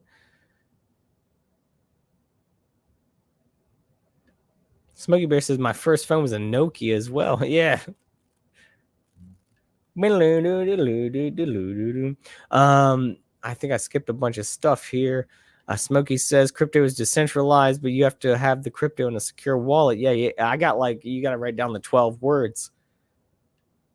You make sure you write those down. You can't memorize that crap. That's for sure. Matt Brooks says Joe Rogan ripped on Bill Gates hard for giving health advice recently. Bill Gates is out of shape. Yeah, I talked about that in the last Hoffcast. I showed a little bit of the video on that. And showed some pictures of Bill Gates out of shape. Gil Bates. Oh, F that guy, man. All right. Oh, Matt says philosophical. Okay, this might be the way to go with it. All right. I don't know. We'll talk about this in the future, but I think this one's good. Philosophical. I think that might be the way to go. Real Cosmology said, "I'm here. Start over." All right, man. Well, hey here. Hey, Hoff here. Welcome to Hoffcast. Glad you're all doing well tonight. I got a great show lined up for you now that Real Cosmology is here.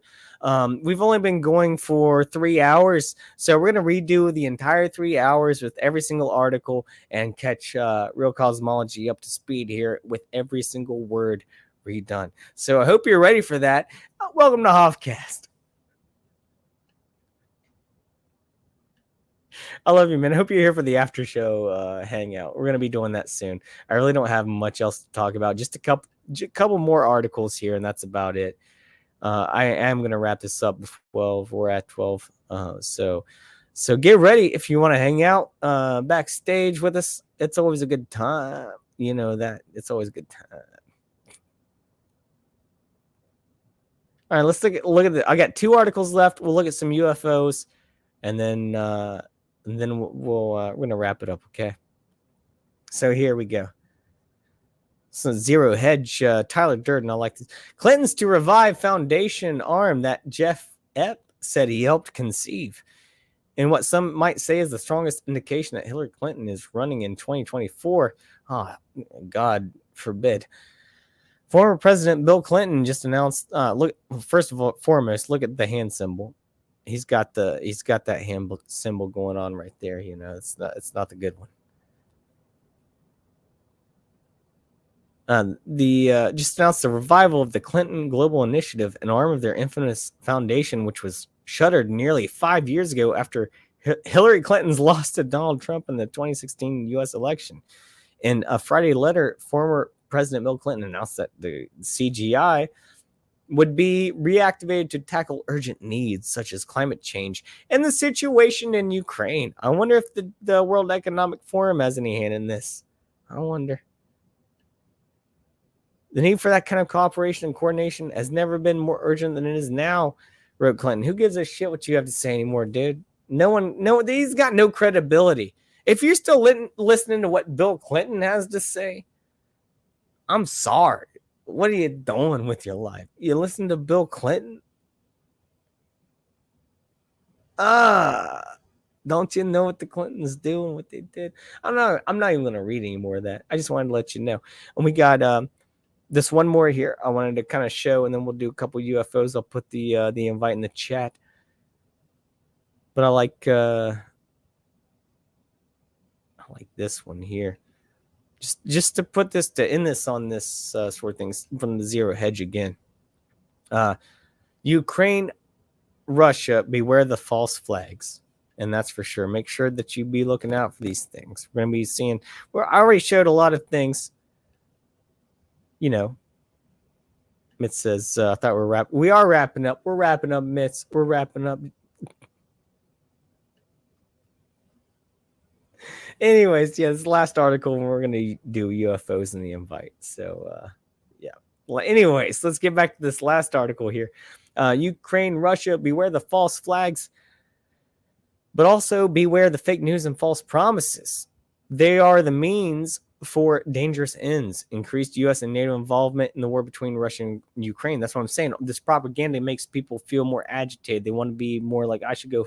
I actually met someone last weekend who said that they're going to give up their family basically to go fight in this war. And I don't think the guy really likes his family that much. I'm not here to say that. That's what kind of the way I took it, though. But and not just because he wants to leave him and fight. I just feel like he doesn't want to be around him. And so it's a way out. And this guy, I don't know. Maybe you should know the guy. I shouldn't really talk about people like that. It's probably the wrong thing to do. Just the vibe I got from the guy. It's kind of like the end of The Hurt Locker. You ever seen the movie The Hurt Locker with Jeremy Renner? Main attraction, Jeremy Renner. Hawkeye. But there's that movie, The Hurt Locker, and it's a really intense movie. It's a pretty good movie. And the whole time he's fighting, he's disarming bombs, and he's getting through wars. He's running through freaking, villages with freaking guns and stuff, shooting people down. He gets to go home at the end. He gets to go home and see his family and his kids. And the only thing he can think about at the end of the movie is going back to war. That's kind of, I don't know. I'm not that kind of person. I'd never go to begin with. You shouldn't fight a war that you don't know what you're fighting for to begin with. And we were talking about that earlier as well. Anyways, I don't want to read what Lindsey Graham has to say. I don't like that guy. I don't read any more of that. We're just going to watch some UFOs and wrap this up. I hope I was able to, I kind of just went into this Hoffcast without much of a big plan, but I feel like I was able to make some connections tonight, and hopefully you all were able to make some of those connections yourself and have your own opinions on those. I think that's important, that you don't listen to what I tell you. You just take the information that I show and maybe run with it yourself. And yeah, Mitz did send me a good video. I'm not going to watch it tonight. I did watch the whole thing, but it's a good one. Maybe we'll watch some of it next week.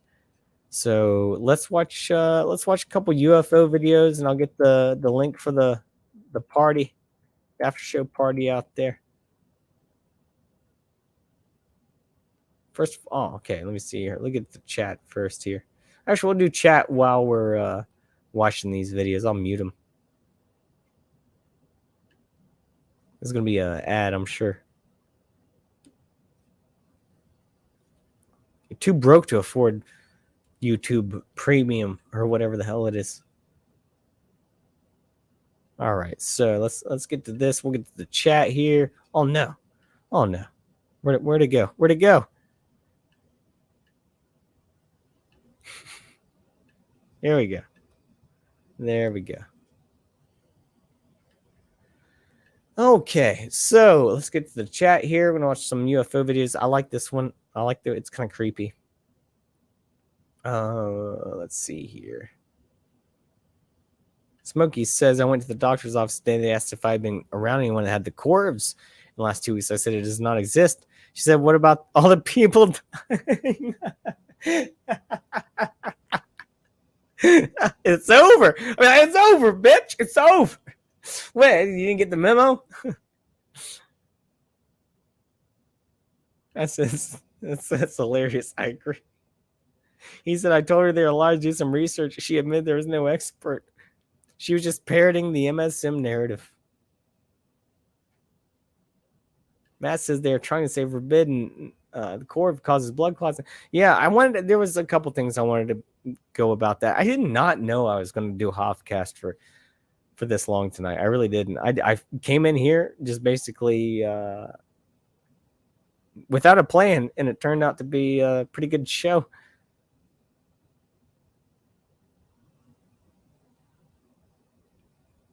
So let me see here.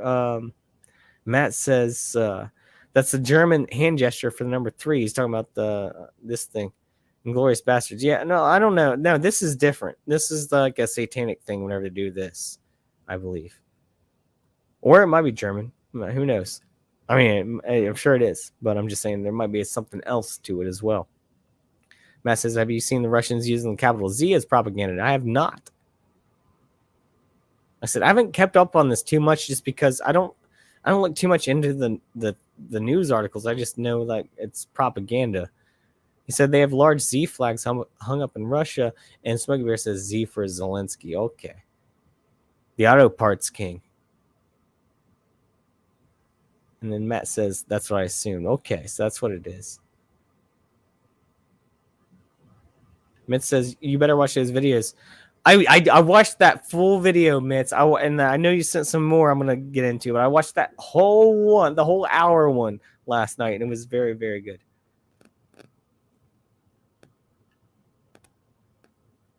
Oh, okay, let me see. Matt says, true, the numbers are fabricated from both sides.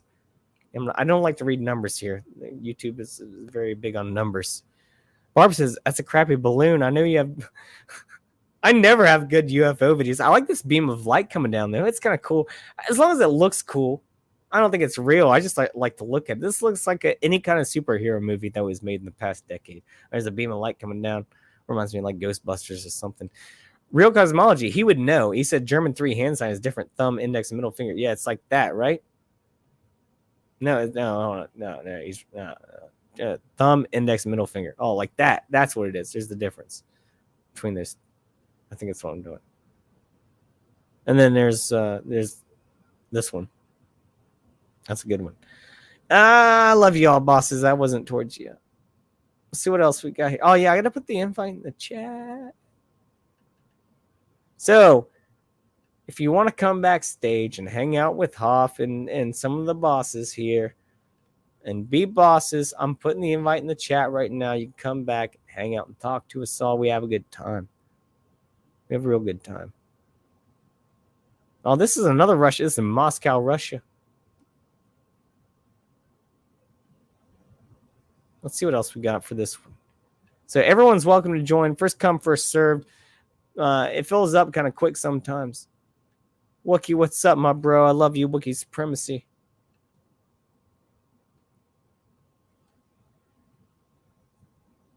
I like this one. This one looks colorful.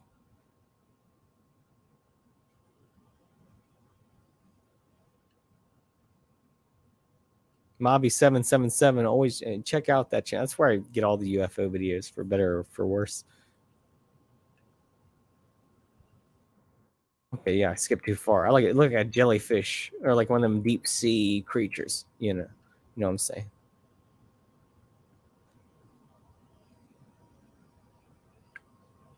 They're having a dang rave in that UFO. Taking a lot of Molly. They getting down with the bad selves. Probably got a stripper pole in there with the gray aliens. They got nothing else to take off because they don't wear spacesuits. So I don't know what the sex part of it is. You know, it's just gray aliens dancing around a stripper pole. And they all look the same. There's no real... I don't know. That's what they want us to be. Get to the metaverse and just do that stuff.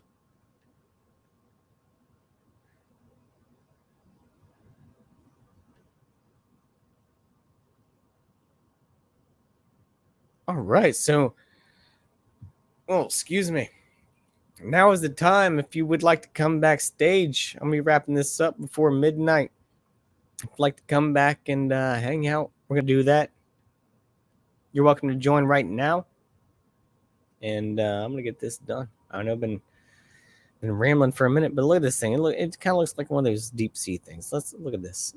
That's just a streak. Okay, there's a balloon. It's kind of like a heart. And someone on Valentine's Day let it go. What else we got here? Well, I don't believe that one.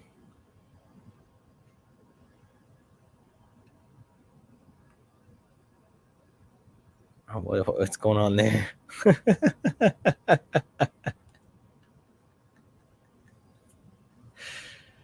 Oh, man.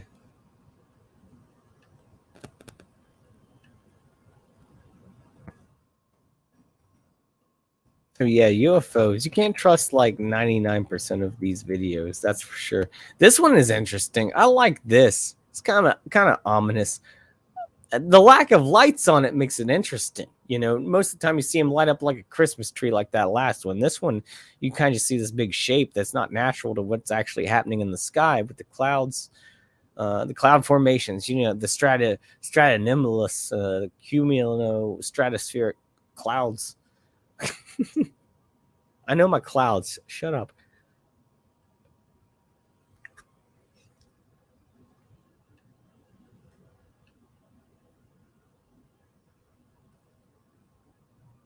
All right, so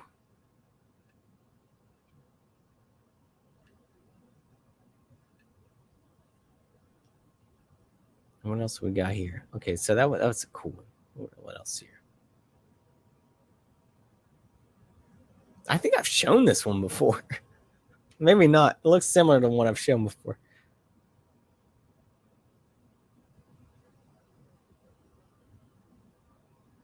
All right, we got one more video, and then I'm wrapping it up. So if you want to come to the backstage, hang out, now's your chance. I believe it's in the chat, right? Put it in the chat. There we go. If you want to come hang out backstage, now's the chance. Please do so. I like this. This is cool. This looks like similar to something I saw once, to be honest with you. Oh, that is cool. I like that. Oh, that one just got, oh, they shoot off.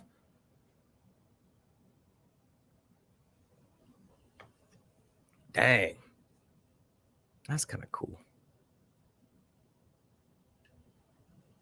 All right. So we're starting to get some people backstage. We're going to go ahead and wrap this up here. And I got to give you the old spiel, Rooney. You know, got to do it.